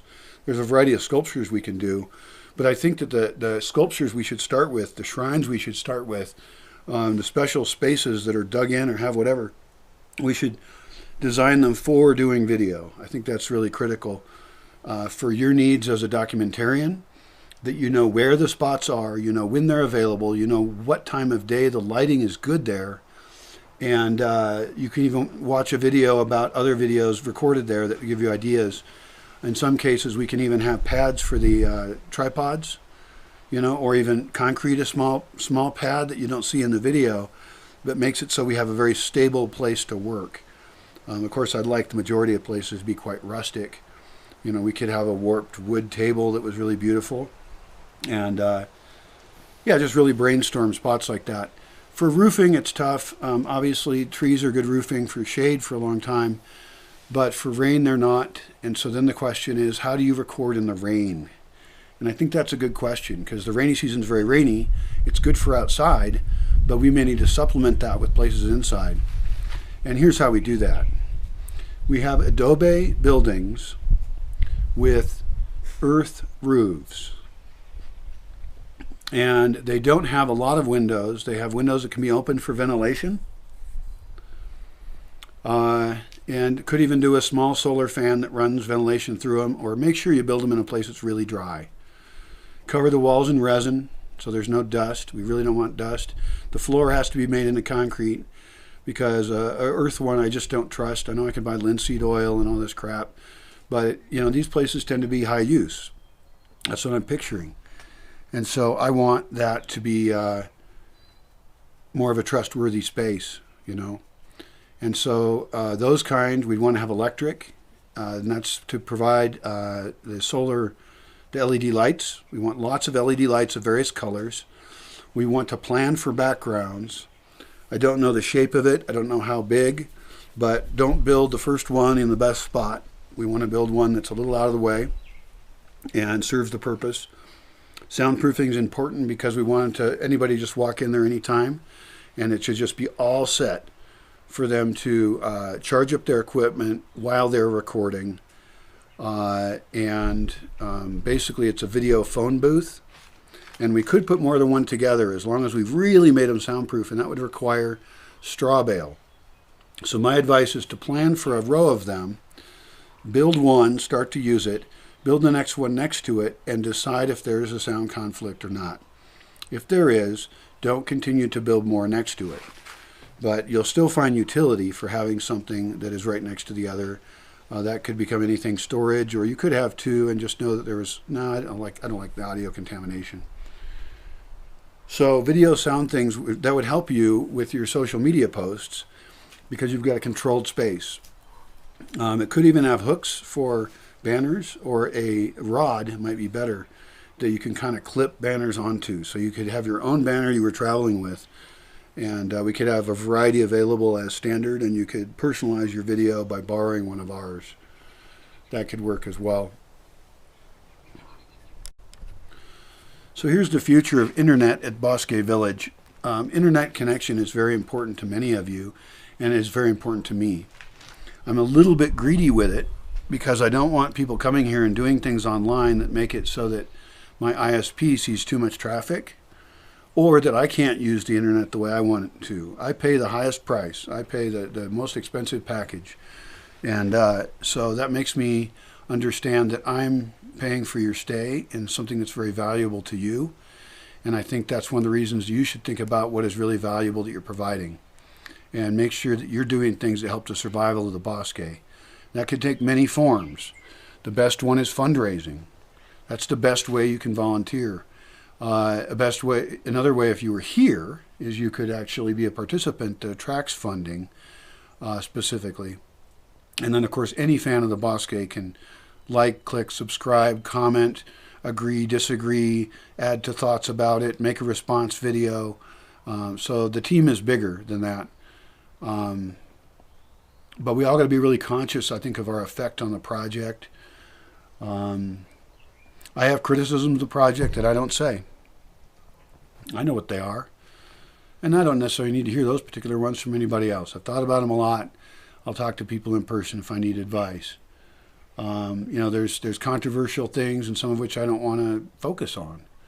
But most of it isn't controversial. Most of it's, I think, the best way to handle doing forestry, and that the result will be that this will be a gem of a piece of property. I hope that my neighbors copy me. I hope that other people around the world copy me. And I hope that they do things their own way slightly, or they see how what I did doesn't work or works for them, and that they respond to that, and we develop these ideas. These are things about rain capture and composting toilets and how we decide when to plant what exactly and do what starts and seeds and how you store food. Every part of the system.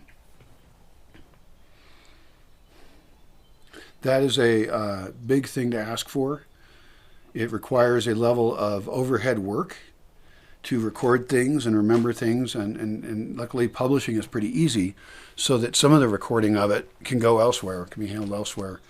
Like these videos could be transcribed and translated elsewhere. Yeah. Here's something pretty interesting. This is a list of prices. It's now February 2021. This list of prices is probably from January. Oh, it says January on it. I'm getting closer to being good. On some Tuesday, probably middle of the month or some unknown Tuesday. The guy who's selling the fruits and veggies is named Hector, and his wife, whose name I forgot. And they wear masks, and we're going there every 3 weeks and buying fruits and veggies. I made this list because I wanted to know the prices of how much it costs to buy the food that we need for 2 people for 3 weeks, because we're going in every 3 weeks. So I wrote down like chayote, jicama, mango, tomato, sweet potato, apple. I wrote down how many kilograms, what price it is per kilogram, and how many kilograms we bought. Now, I don't know that we did a perfect job at the end of the week of doing an inventory of what went well and what didn't. But our purchasing trip was made after having gone many times on purchases and making good guesses.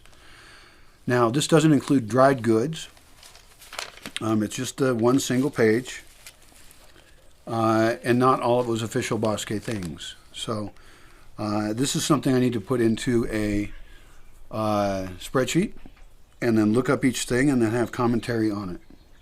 I may make an initial commentary in another video in about 2 minutes. Great project. We also need to, with this project, then record as soon as possible prices at Danny's and Pátzcuaro and the other people next to Don Chucho's, and how much, because they deliver too. And so, yeah, them delivering it really matters. And so their price difference is important. And I can fax that in. We don't even have to go to Pátzcuaro to buy food and have it show up here in a truck. And the road's better than it was. So this is part of better food planning that will produce less waste, that will always be reminding us about what we buy that we don't grow and encourage us to grow more of our own food. But that's a whole bunch of tricks right there.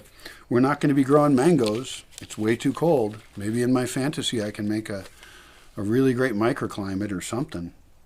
But there's others of these that we can grow better. I'll go through the list in this other video and tell you my thoughts on each one. This is a very quick video. The goal is to get on video a list of fruits and veggies that we buy every 3 weeks from a truck in the small town of Yotatiro. And what we need to buy for 2 people, the prices, to figure out also, we'll figure out other things later, but right now, how much does it cost to feed 2 people in the way we like, what costs a lot, what's cheap, and we'll add to this as we develop it, what's in season. Like my impression is here in February, late February, probably March of 2021, that mangoes are back in season. And so we should eat lots more mangoes. They're yummy. Maybe they're available in February.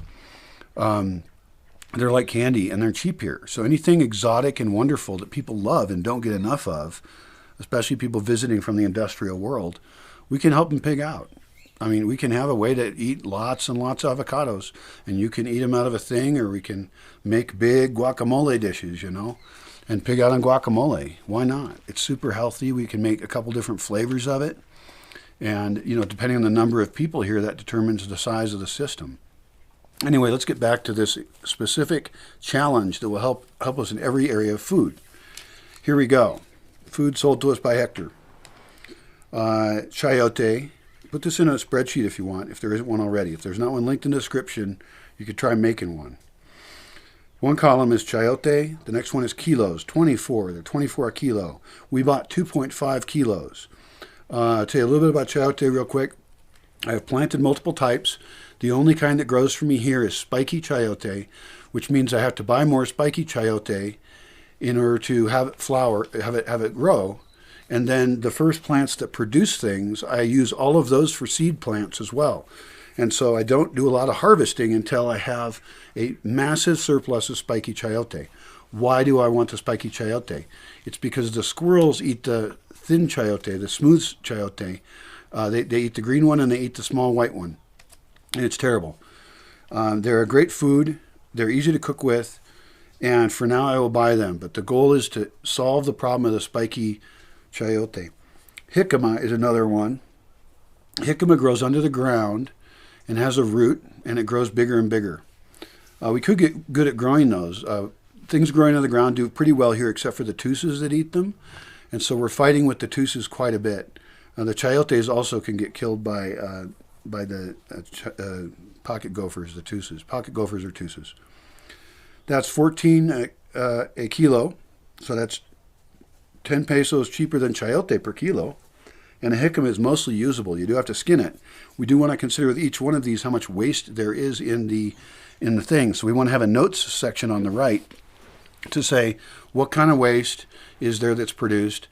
Can we potentially grow it here? And then a link to the plan for that. Or maybe we can't grow it here. Functionally, I would say right now, for example, mango I can't grow here.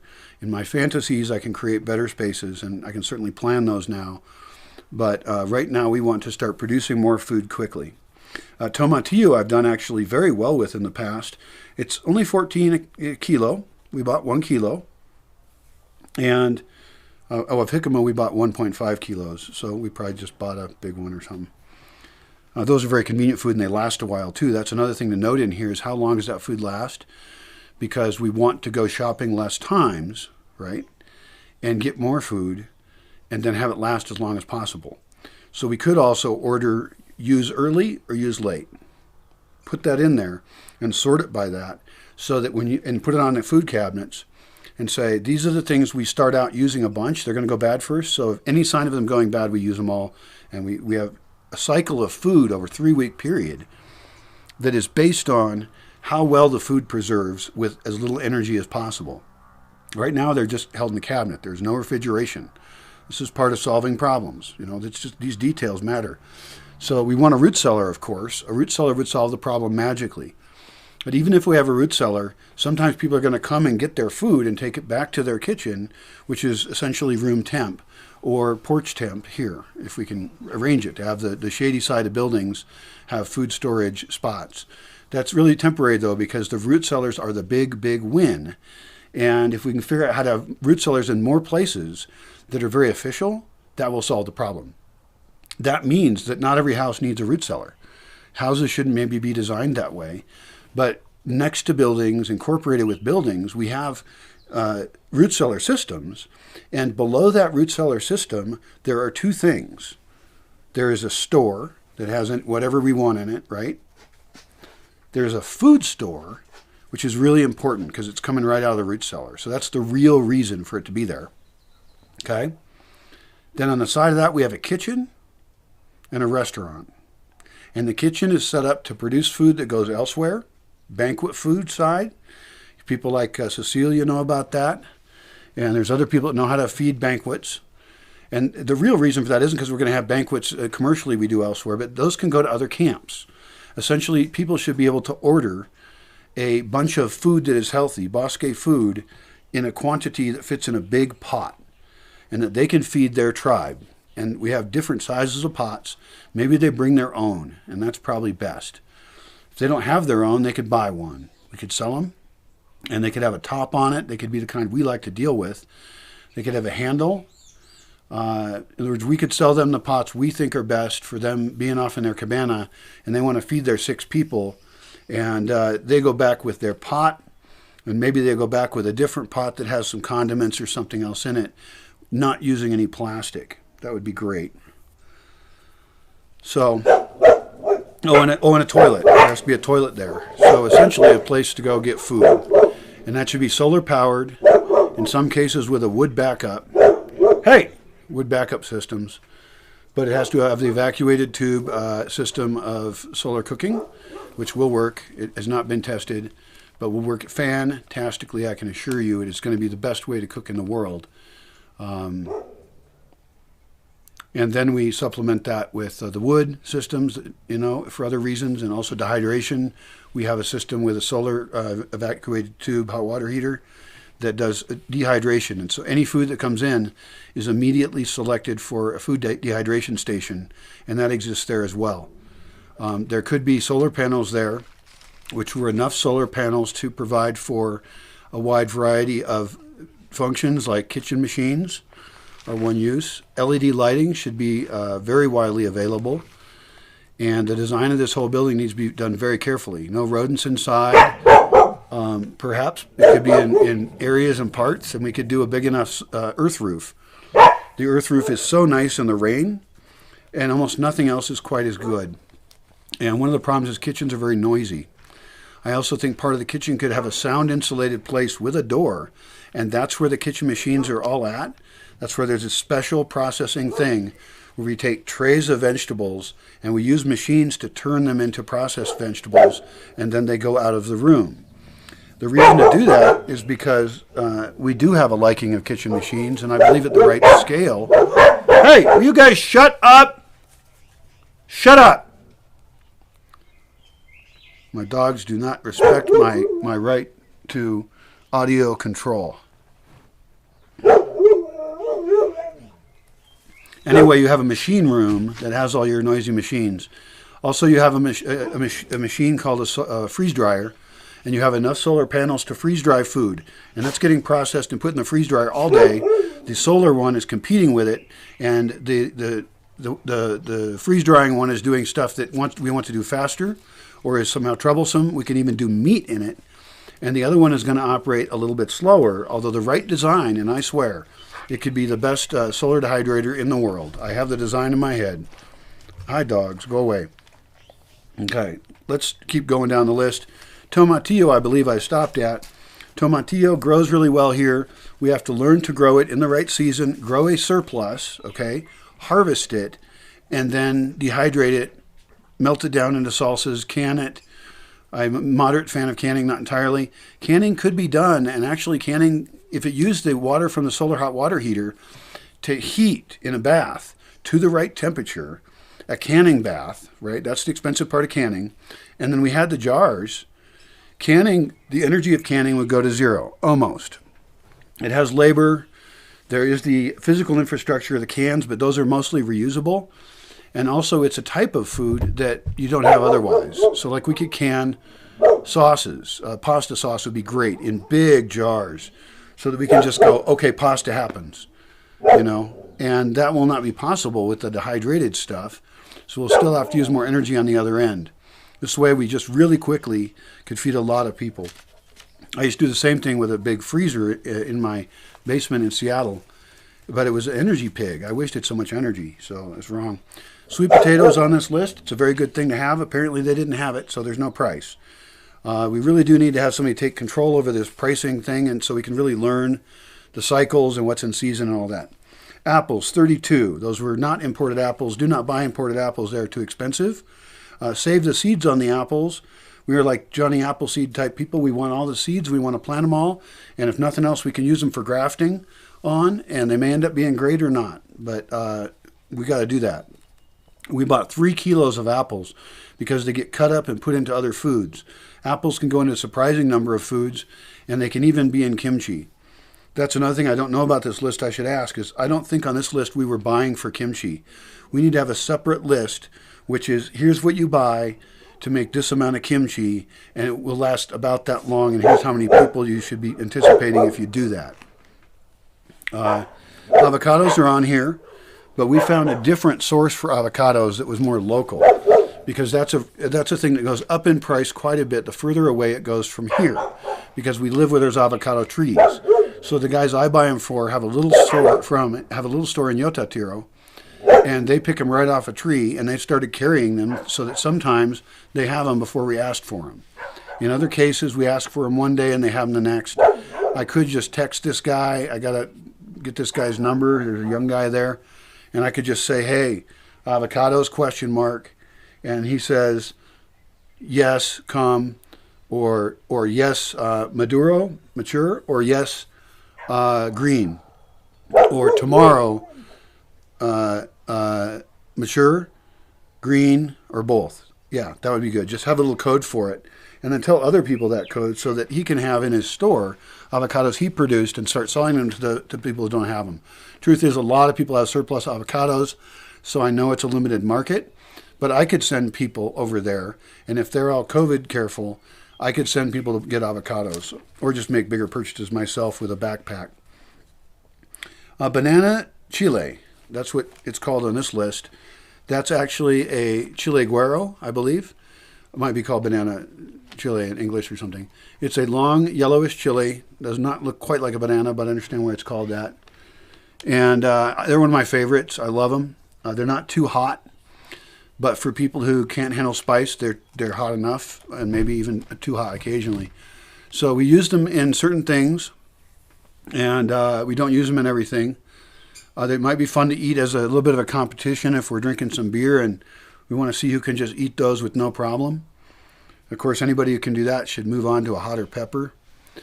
I don't want to do experiments where we try and see how many peppers we can eat. I think that's ridiculous.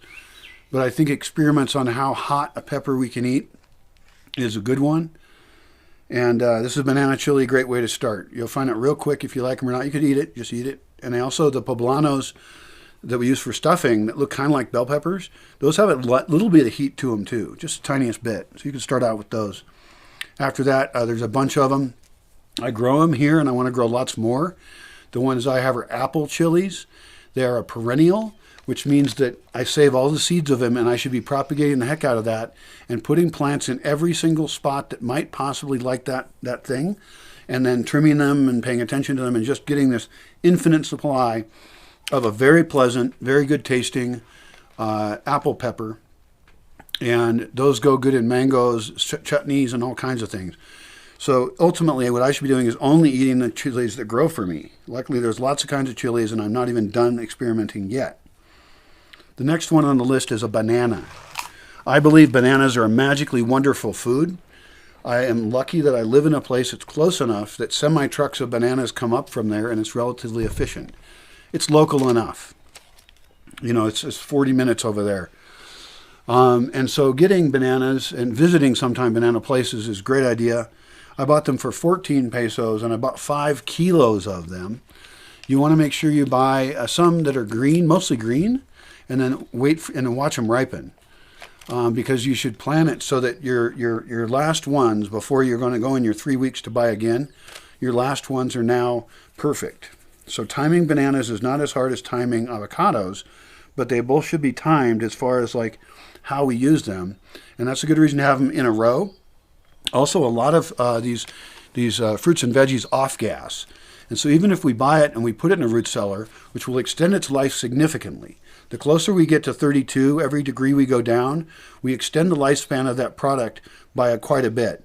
So we can actually have things that last for months, 3 months, fruits and veggies, instead of 3 weeks. That allows us to buy whole costals of things and get discounts. That also allows us to have a better food management system and have like lots of shelving that we can be sorting fruit. And also because some fruits off gas and that causes them to ripen, we need to have places where we want off gassing and places where we don't.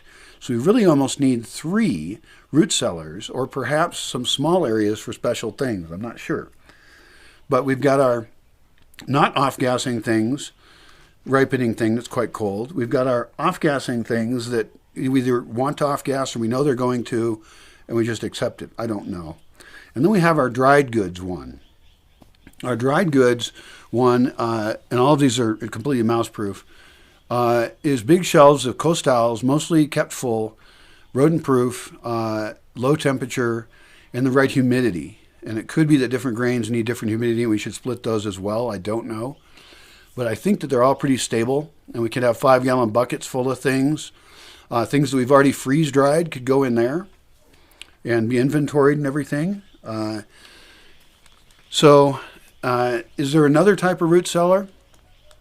I don't know. And do we have a different root cellar for the things we grew versus the things that were commercial? It seems to make sense. It does make sense to choose a whole slope and make the entire thing a root cellar complex. Have a concrete roofed root cellars. Take earth from above and make an earth roof that's quite thick, right? And you'd have to structurally make sure this is big enough. On top of the earth roof, put polycarbonate that does a really good job. Not polycarbonate, a roof that does a very good job at shading it completely. It shades it from the morning sun and it shades it from the evening sun. And there can be an opening in it, but the sun never comes in the opening. Could even be openings on the north side. The idea is to shade that roof. And that's going to decrease the amount of solar radiation hitting it. Both sides are bermed up completely, and there might be berming in between them. And there's a whole row along the base of a hill. And it's a whole set of root cellars. And what's odd is we don't just have a door going into the root cellar at that level because that lets all the cold air out. We actually have our trail above this where we excavated, right? And we have ramps down into tunnels that are, again, with enough distance and earth, have a tunnel that then has a private entrance into each and every root cellar. That's one way to do it. That's a bunker method. The other way is to have ramps that come into it. And the ramps can come in from the roofing areas where you up a hatch, right? And it's big enough ramp where you can dump in a whole costal of something and it just slides in. And then somebody can deal with that later. That's to reduce the number of times you're opening the doors downstairs. The back alley of it also has doors on it. So the idea is that you open a door in a tiny spot and now you have access to this entire row of root cellars, all of which have different conditions. And you can open pretty quickly without losing the cold of the area. Now, I'm against refrigeration. Sort of. I'm not morally against it.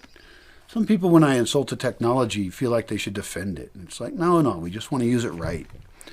So there's a couple things. We could have a passive system that just has a battery and a tiny solar panel to handle a switch and a little motor. And it could be that if the temperature is less outside than inside, then a vent is opened and the air in the roof is pumped out because that's the hottest air in the space. And from the side, perhaps from a tube or an entry passageway, air that's been under the ground is then, with a fan, pumped into the bottom of the root cellar, and the root cellar goes to its correct temperature that is set in the software, in the switches, and it automatically then is at the right one. Now that only works when it's colder outside, which it is sometimes. Ideally, though, root cellars are always pretty cold. And we want to actually do better than that. That's a fairly passive system. It's a very minor system. But that's one idea. That's one circuitry that needs to occur. And you should be able to set a thermostat for each individual root cellar. And we'll talk about humidity later, that we may wish to adjust humidity, although I would generally like to avoid doing that.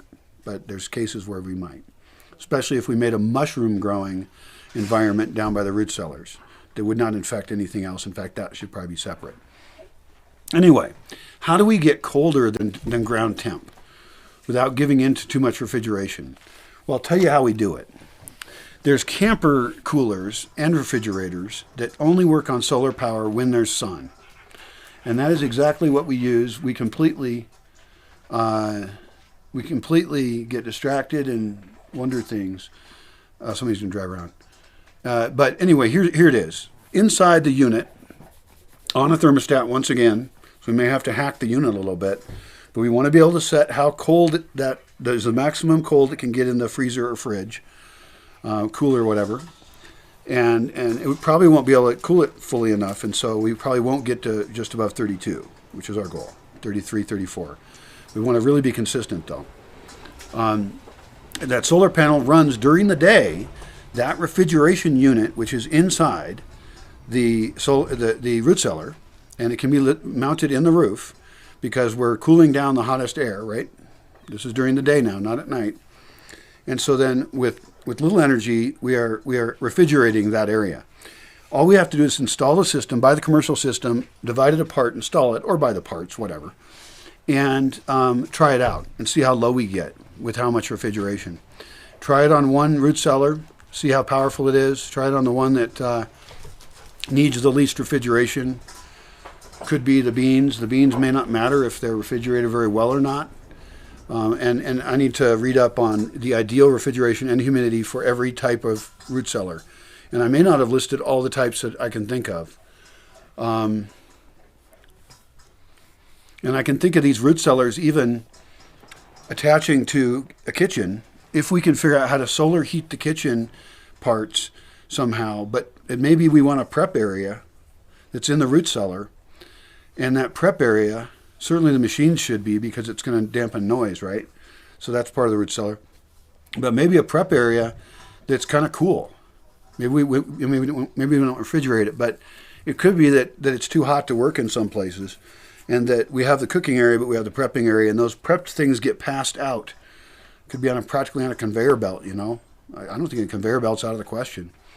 But I want to be producing big, huge pots of food that are stored well, go immediately through processing, right, in both hand-done place and a machine-done place, to go directly then into the heating place and assembly of the food place, of which there could be multiple.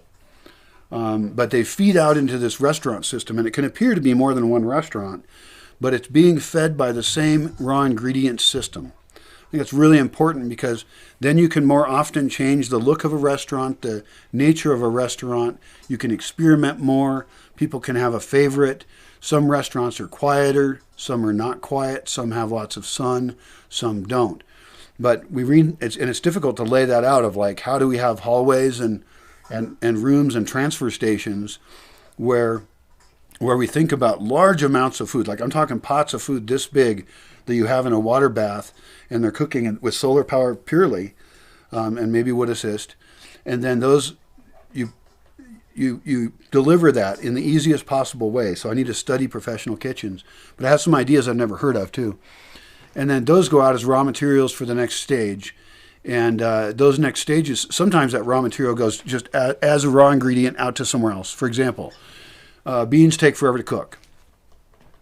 Okay, to the degree where I'm not willing to eat them. But people around here like beans. I like beans too.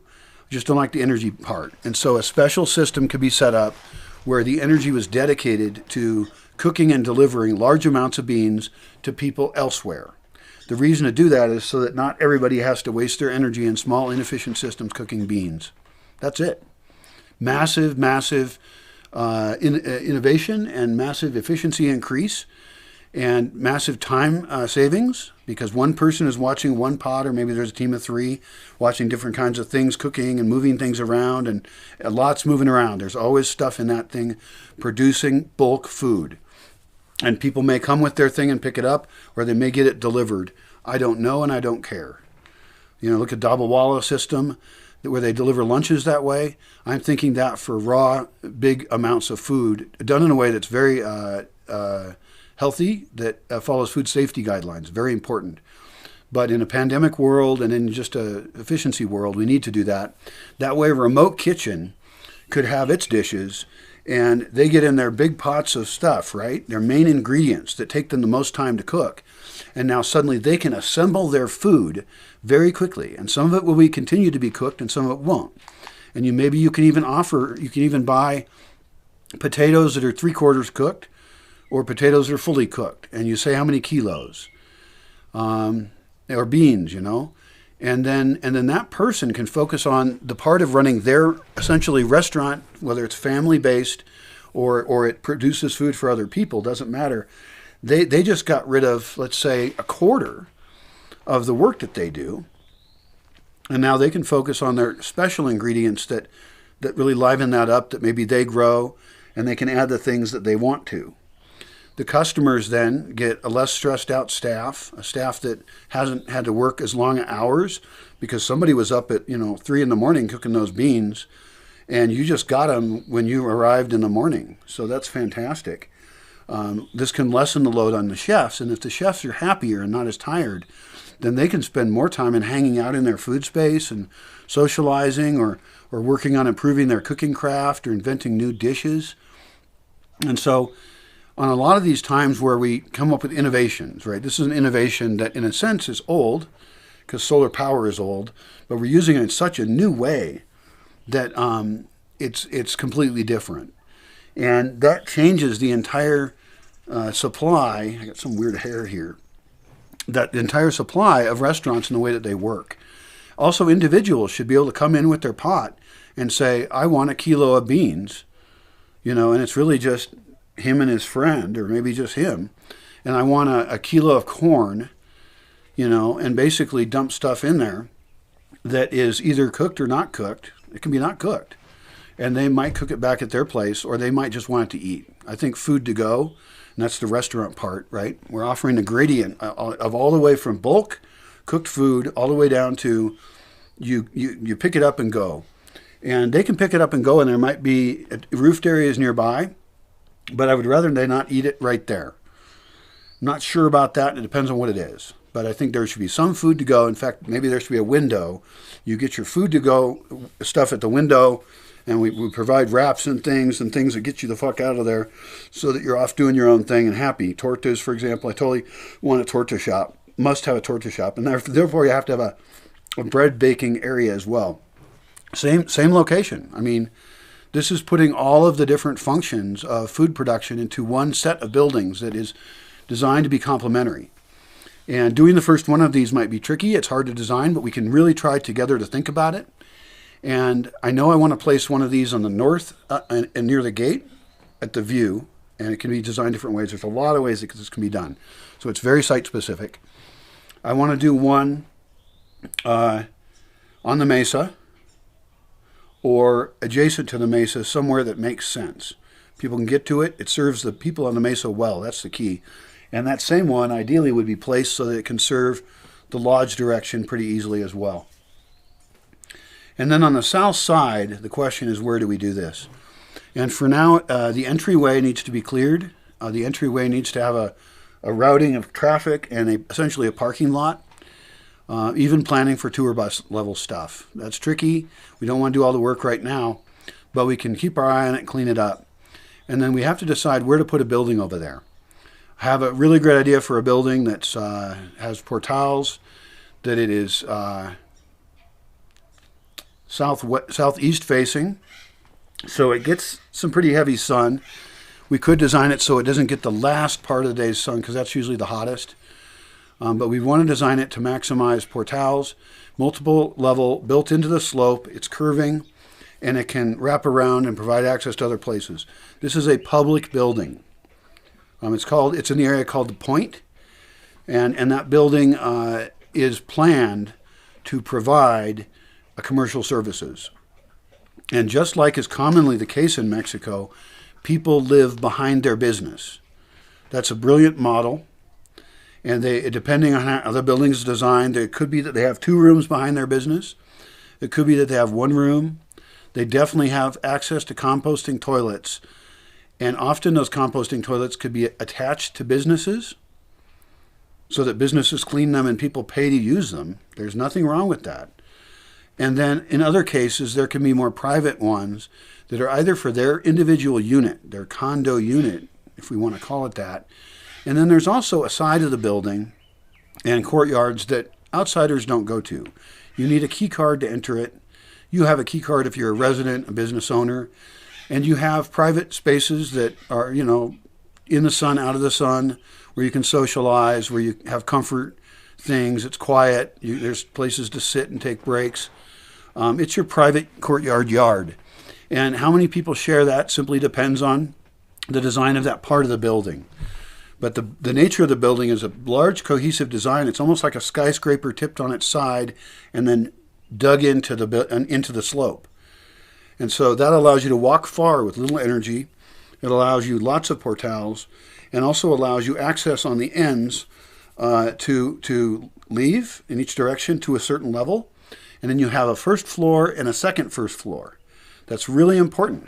2 first floors means you have an entire extra floor that is a ground floor. And then you have ramps that connect floors. How many floors it is, I don't know. That's also site specific.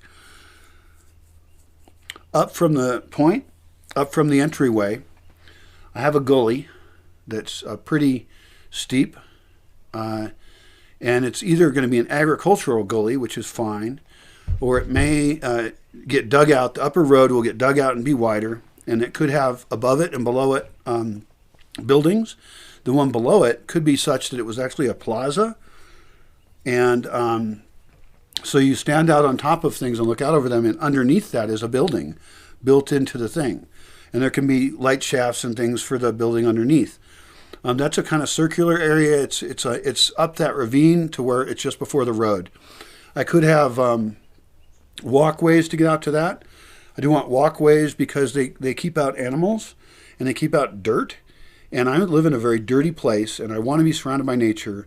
And so when you get into the building, it's actually not just you walk in the door, but you're actually walking through kind of subtle dirt locks in a way. So a little bridge to come out from the upper side road to go into the building on the second story not only makes down below that some kind of neat shaded spots and little spots to be in, whatever, we can plan that all we want. Also, we can handle water flow. This helps a lot with water flow. We don't water flow into the building and stuff from the upper side. So everything's controlled up there. But then down below that, you've got your ground floor that goes out into ground floor out there, and there's no ramp there. So what do you do there? Well, I think that's a good place for plaza.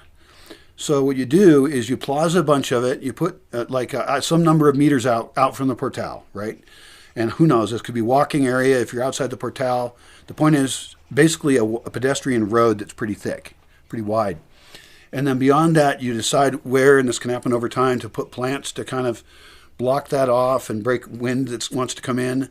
And then in some places you have a trail that goes out from that and goes to other spaces. And that can be fairly protected as well. Up above, off the second floor, above the first level portal, you can have some bridges that go out. This would be a trip. Some bridges that go out over the road below it, pedestrian road. And then there could be kind of tower-esque outbuildings. And these outbuildings you would generally expect to be fairly public areas. That's to reduce noise on the portals and distance people from the portals and put them out in the air in this turret. And that can have multiple levels out there as well. So that can go all the way down to the ground floor. And you could have a couple of these, and you could have shared fairly large ramps to go down those to different levels between them, right? And who knows what goes out there? Is it restaurants? Is it an observational deck? Is it an office? That doesn't seem like the best use unless the office is open all the time.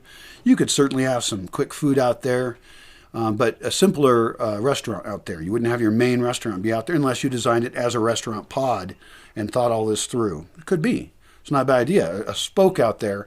We'll call these spokes. A spoke out there to a thing. And some of them could even be like, workspaces. It could be that you have all these windows and that you're in this nice, your laptop's in this nice shaded spot and you've got this great view. So spoke brainstorming could happen. There's going to be extra water at that spot, so we want to use that water below any building. Any building, below the building, there's a lot more water. And so we want to specifically capture and store that water and use that to maximum benefit. There's almost no limitation on the amount of water storage we need. I was talking with my friend, a fellow designer here for the space, and a guy who helps me make decisions and makes decisions as well about how we treat this forest. We talked about what percentage of the water we think we're capturing that we could and storing. And it's a hard guess because I have measured all my buildings now, and there is a formula for it. So actually, I could guess it really well. I could calculate it. Should do that. But we guessed it somewhere between 10 and 15%. In other words, we think we're losing most of our water. Within fairly early within the rainy season, my biggest cistern fills up, which means then after that I'm losing water. On many of my buildings, I don't have any water capture at all, which means I'm losing 100% of the water, except I'm not really losing it too bad, and just below that building there's more water and I get a microclimate. But I could be using it to greater good if I was able to store it for longer. Greater good could include you drinking it, for bathing in some locations. We could make a spa building. I need to do that so badly. In fact, I have some thoughts about that. But architecture is a huge, dangerous part of this project. The dangerous part is I don't know what I'm doing, and I have lots of crazy ideas. And I don't want to make crazy buildings that aren't also highly functional. It's function before form. I think buildings should look like art, but that they should be very pragmatic, and that their systems within them are the important thing. I would rather have an ugly-looking building that was like a machine and protected itself and served the people and did all the things it's supposed to do, rather than have a goofy-looking building that's art but isn't really that functional. And I'm not sure, I haven't evaluated like Geary, for example, who did the Rock and Roll Museum, I think, in Seattle. I haven't evaluated his stuff, but his stuff looks ridiculous to me.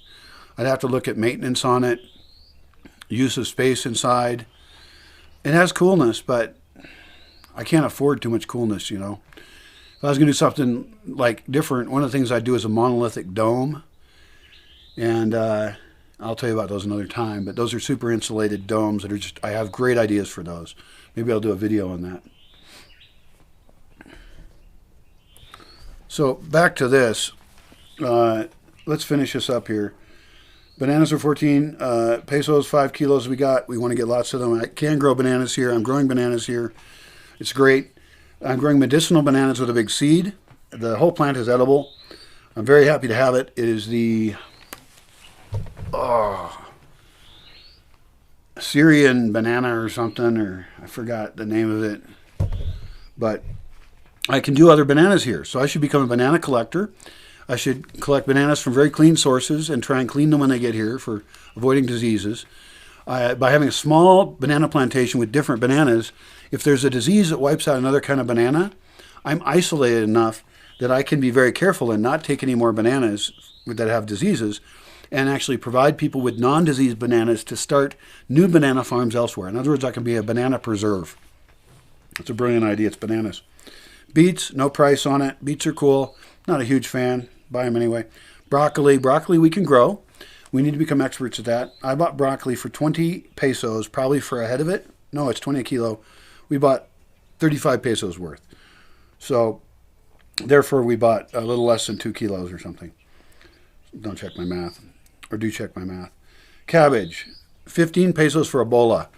Big interested in cabbage. They last a while. They can be used for kimchi. 15 for that amount of weight is really a cool idea. One of the columns we can add to this list is how much does it cost per weight? And then if we know how much waste there is, we can know what does it cost per usable weight. For example, you don't use the avocado pit normally for much. It's generally considered waste. And so how much was that avocado flesh is our question. And we subtract for skin. That's pretty picky. But so cabbage is great to buy. Easy to store for a long time. And another reason for storing things a long time is that in disaster situations, we want more food that lasts longer to keep us from having to make decisions we don't want to make. Carrots. We found carrots don't last very long. They're 12K a carrot. They're 12 pesos a kilo. They tend to blacken kind of quickly. I tried dumping them in something to keep them from blackening. It didn't work. We could try dumping them in some other things. That might be one of the foods we eat earlier on. We pig out on carrots for a couple days. Great. And then we don't have any carrots at the end of the week. I really think that a root cellar, though, would extend the life of a carrot by, let's say it's a week now. I bet it would extend to 3 to 4 weeks. And, of course, we have other methods of preservation. Cauliflower is on the list. We can grow that. We haven't done that well. We didn't buy any. It wasn't there. Sometimes there's things and sometimes there isn't. So that's one thing that makes it harder to make a plan.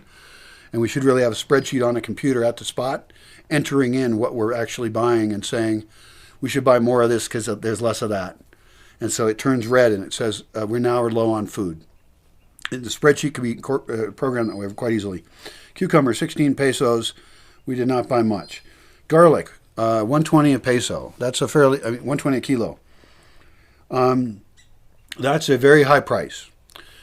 We are growing garlic. We need to be experts at growing lots of garlic because we want to be heavy garlic users.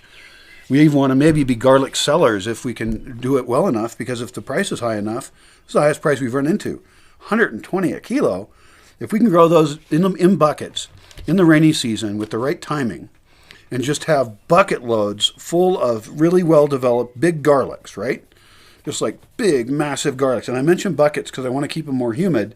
I also want to protect them from tusas, pocket gophers. Also for harvesting, it's easy. You harvest them out of there, you dump them over there. You harvest them as you need to sell them.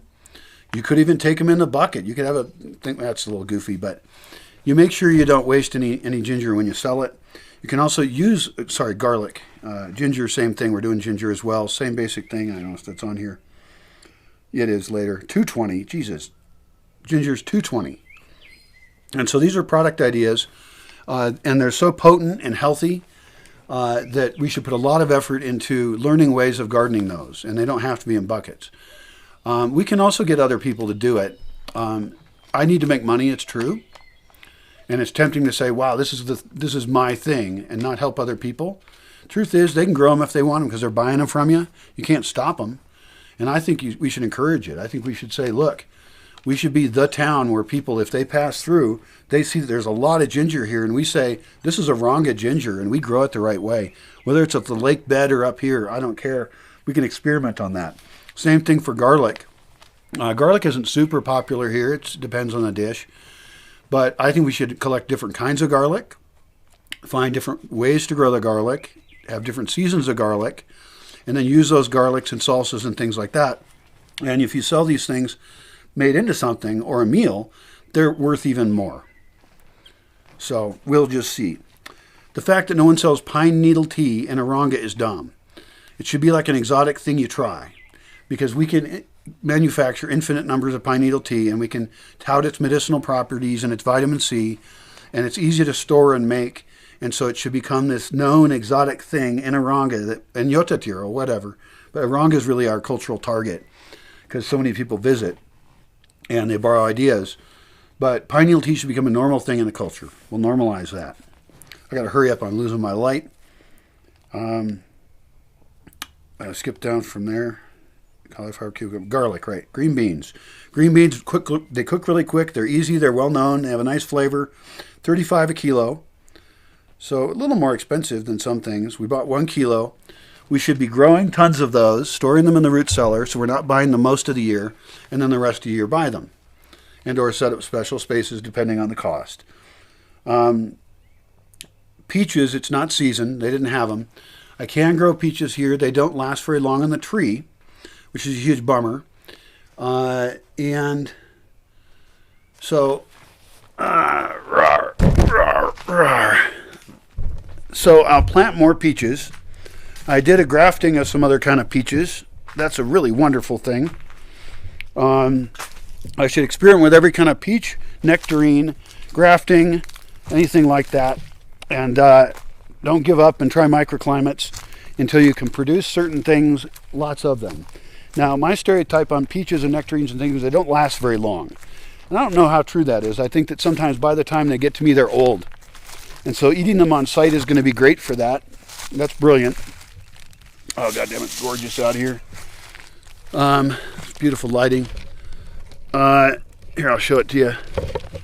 The lake's out there, and it's kind of hazy out. It's, nighttime dew and stuff.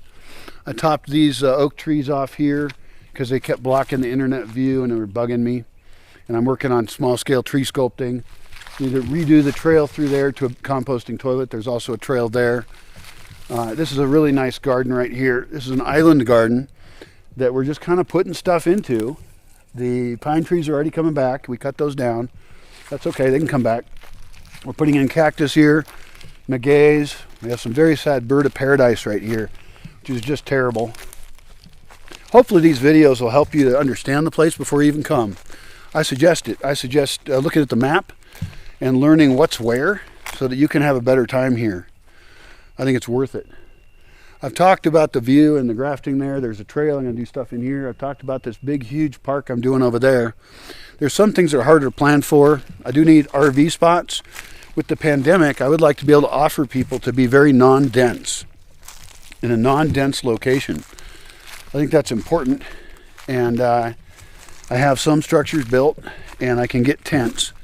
If there's donors and if there's people paying, then I can rapidly get large survival-esque tents, and they'll be quite comfortable and reusable. I can also move them so I don't commit to a certain spot. So even though tents can be considered wasteful in some ways, they allow me to delay certain decisions about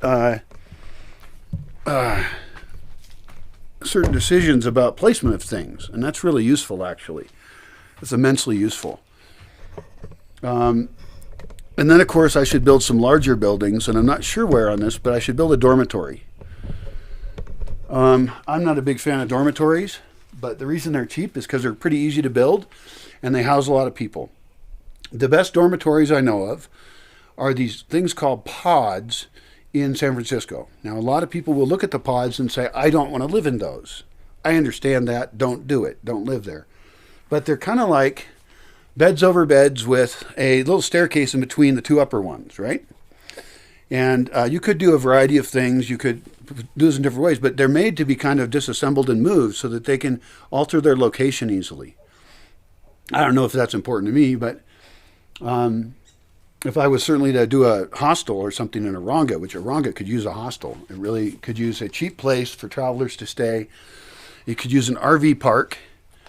Yotatiro would also be a great place for an RV park where people were a little bit separated and they had a campfires each night and they had a composting toilet. And then, of course, I have my plan for how I would do an RV park and have certain special things that were different. So I would like to see that as a business plan. I would like to see business plans for RV parks and kind of draw up how that would work down at the docks in Aronga or on the side of Aronga. Or above it. All of those are options, and they're not mutually exclusive. You could figure out what businesses will support them the best and try and locate them near them or plan for businesses to be built. You could make little plazas and little parks and use it as a city park. Why not? What would happen if like Aronga had city parks on both the south end and north end of town and down at the docks? I mean, there's a lot of upside for designing shade, activities, sculptures, roadside attractions, essentially planning a vision for 4 new Arongas, really, above, north, south, and water side.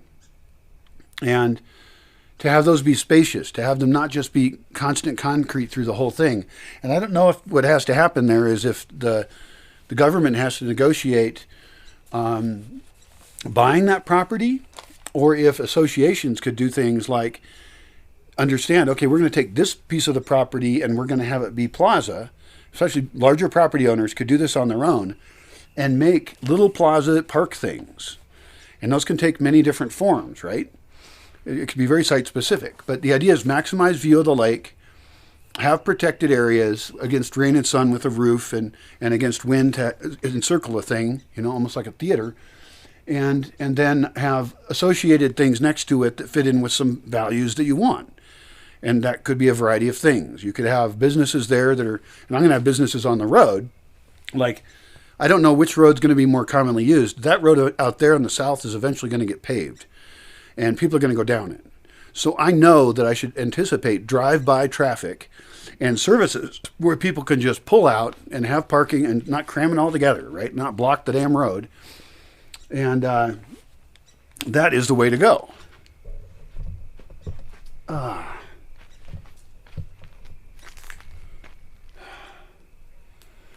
Boy, this takes a long time to read a list when you're disorganized a little bit. Onions, 40 pesos, 5 kilos. We can experiment with growing them. We are experimenting now.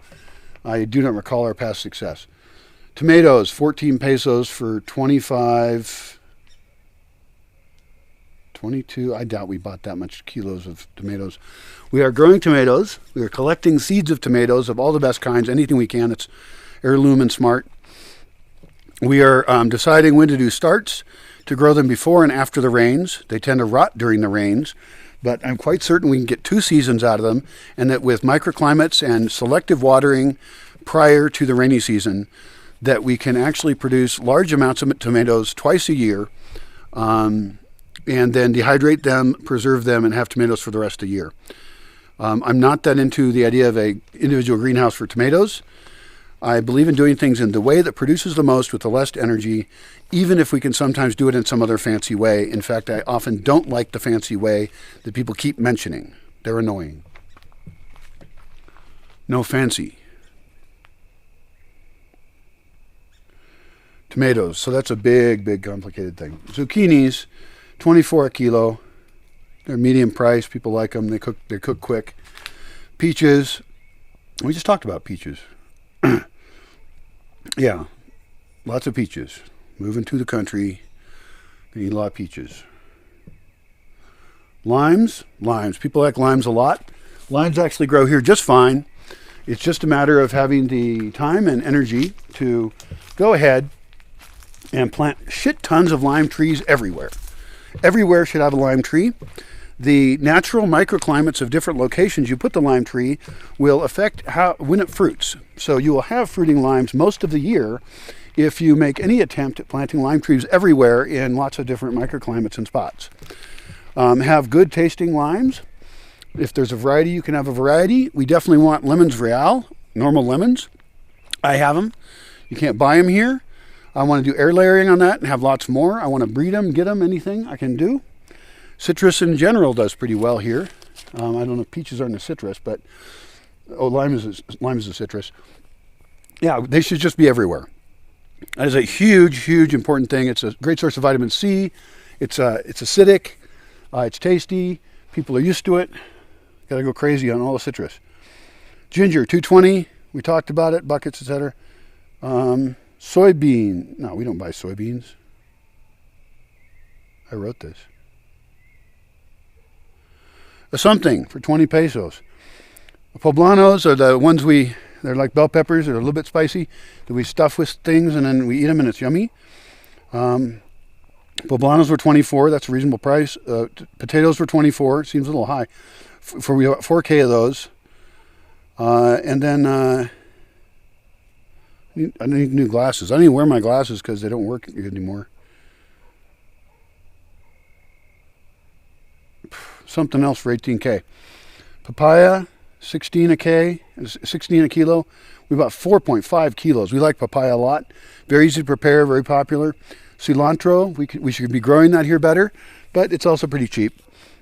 I usually give it to us. It gives us a handful, but they probably wouldn't be doing that on a bigger order. So I would recommend that we have cilantro gardens here. Again, microclimates, and those we're going to have to be willing to water at part of the year if we want fresh cilantro, and I think that it's worth it. We can probably do flooding of beds of things. Doesn't have to be complicated. Doesn't have to be hydroponics or something. But we can have spots where we can grow cilantro by, I don't know, it probably wouldn't be gray water. You probably don't want to use gray water on food. But piña, 22 pesos a kilo. Those are piñas. Those are pineapples. Pineapples vary widely. Some of them are really good and some of them aren't. Sometimes they'll give you a taste of it.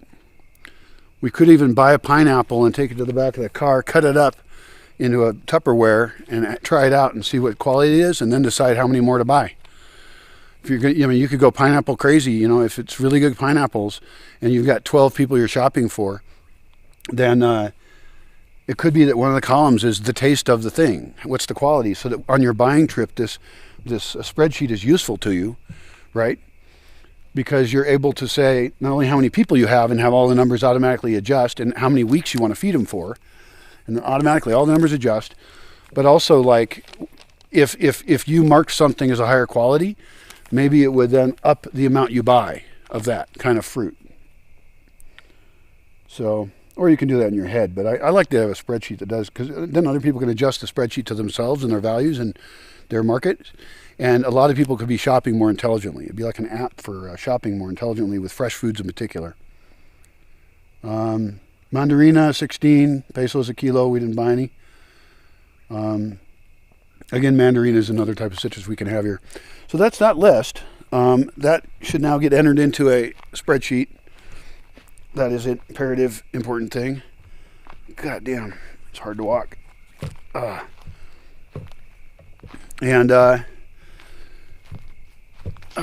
would help us a lot. These are the kind of organizational, cultural things we can do. Their details.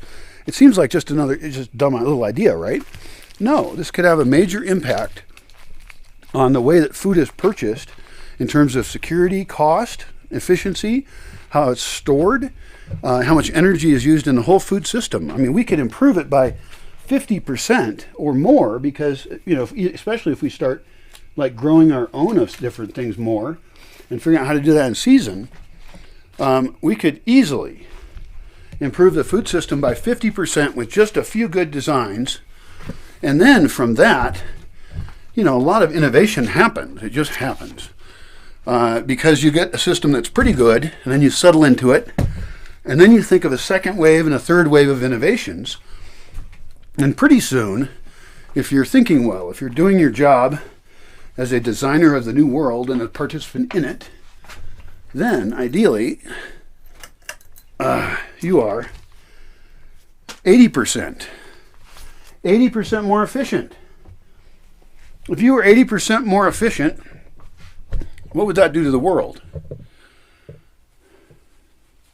Well, depending on any initial investments, you would be a lot richer.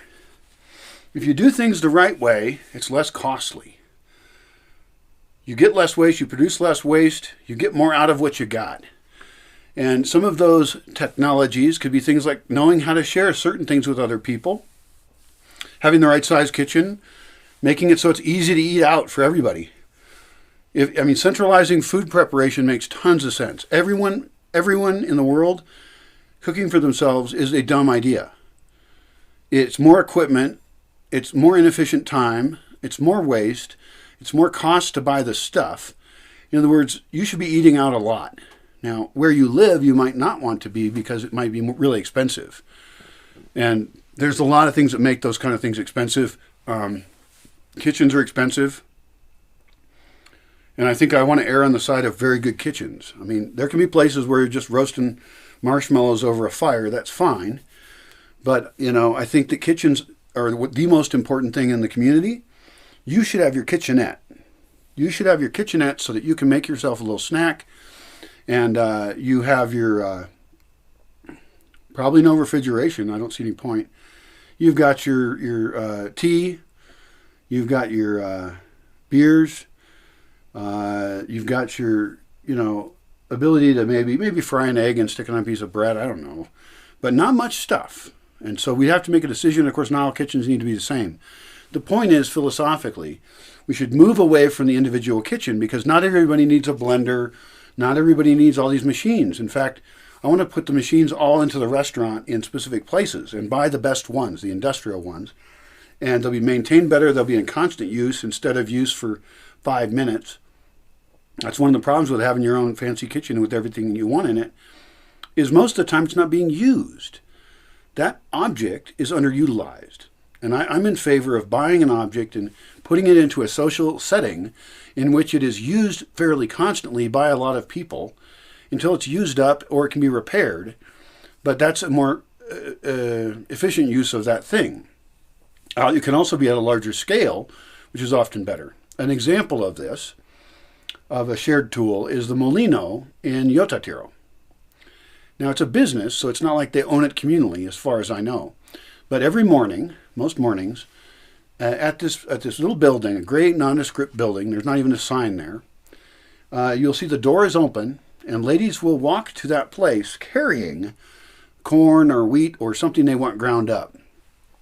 And in El Molino, the grinder, the mill, the lady running it notes your stuff, arranges a line or whatever, I don't know how it works pragmatically, but she dumps it in there, it grinds it up into a thing, maybe the same thing it came in, and then she gives you the ground up stuff and you give her a little bit of money. That is a brilliant little simple business. Somebody could sell coffee next to that too. I really like the cluster of businesses idea, but whatever.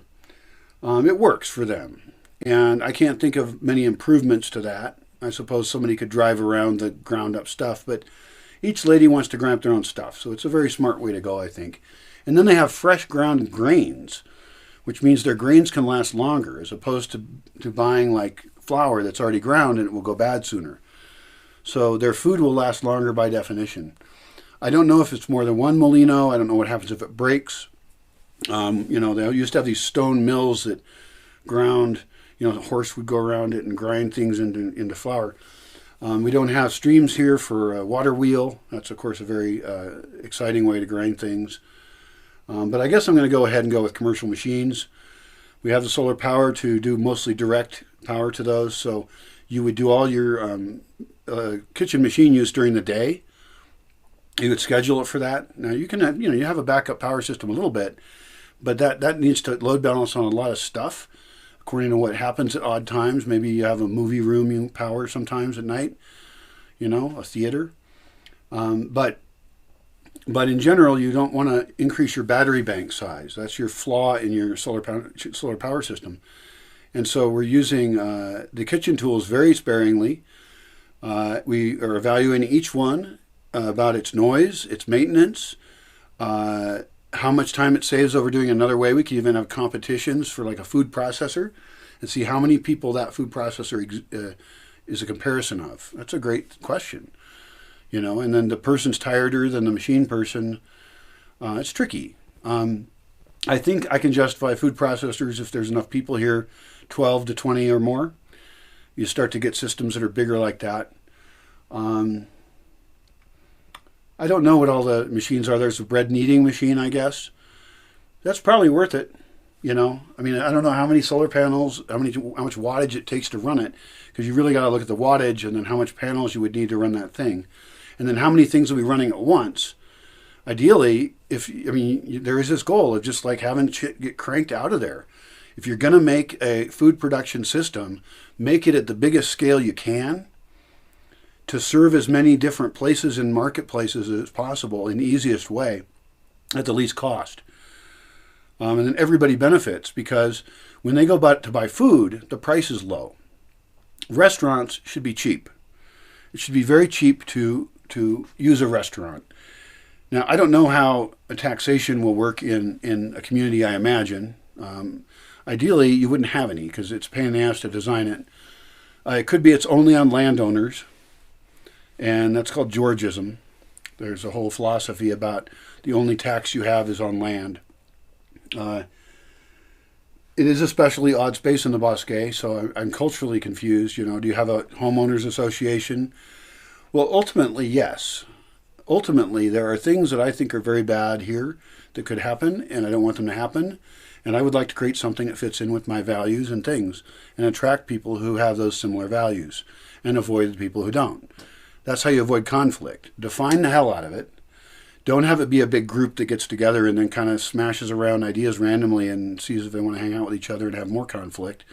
But write up the entire social contract of it. For example, you can't just go cut down any tree you want, anytime you want, anywhere you want. I don't know if there'll be any spots on the property where that's the case, but probably not. It affects a lot of people. You want a maximum use of that tree.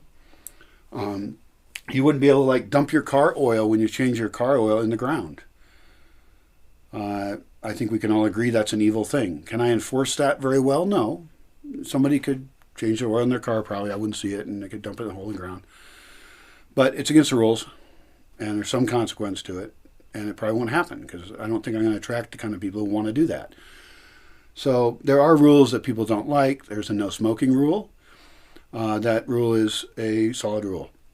It may be that in the north and south sides that there'll be parts of the property where smoking is allowed, especially ones that invite the public. We still like to discourage smoking among anyone, but we could have smoking areas out there. But generally residents I don't think should be smokers. In your question about smoke what? Well, there's always edibles and, they're legalizing and I don't want to see it. Probably it can't be an official part of it really, but that's smart. Going through the rules would be crazy difficult, but the rules of taxation are a tricky one of who owns it, how does someone pay to be here? Is there a site to be on? Is there a fee to be on site at all? Probably. It's probably an entry fee for non-residents, and residents already we have different agreements with them. And not all the property is available to the public. I think that's very important for the residents. I think that anybody visiting should be guided into the places that are designed for visitors. You know, exhibition spaces of ecological shit, places to get seeds or plants of vivero, businesses, art things that they can buy, food that they can buy. And the majority of the restaurants are internal and they're for residents. And those are cheaper. We charge the other people more, maybe. We charge a market rate, maybe less. We can still be a cheap place. We might encourage people to learn, like, wow, you can make, you know, good food cheap if you do it these ways. Because we're not just trying to do it the best way for us. We actually want to document this system, these decisions you make about how you buy food, how you store food, how you do your building a certain way to then deliver product to people in different ways. We want that idea to be stolen. We don't want to have it be, oh, we figured out this cool thing, we're going to make a ton of money off of it.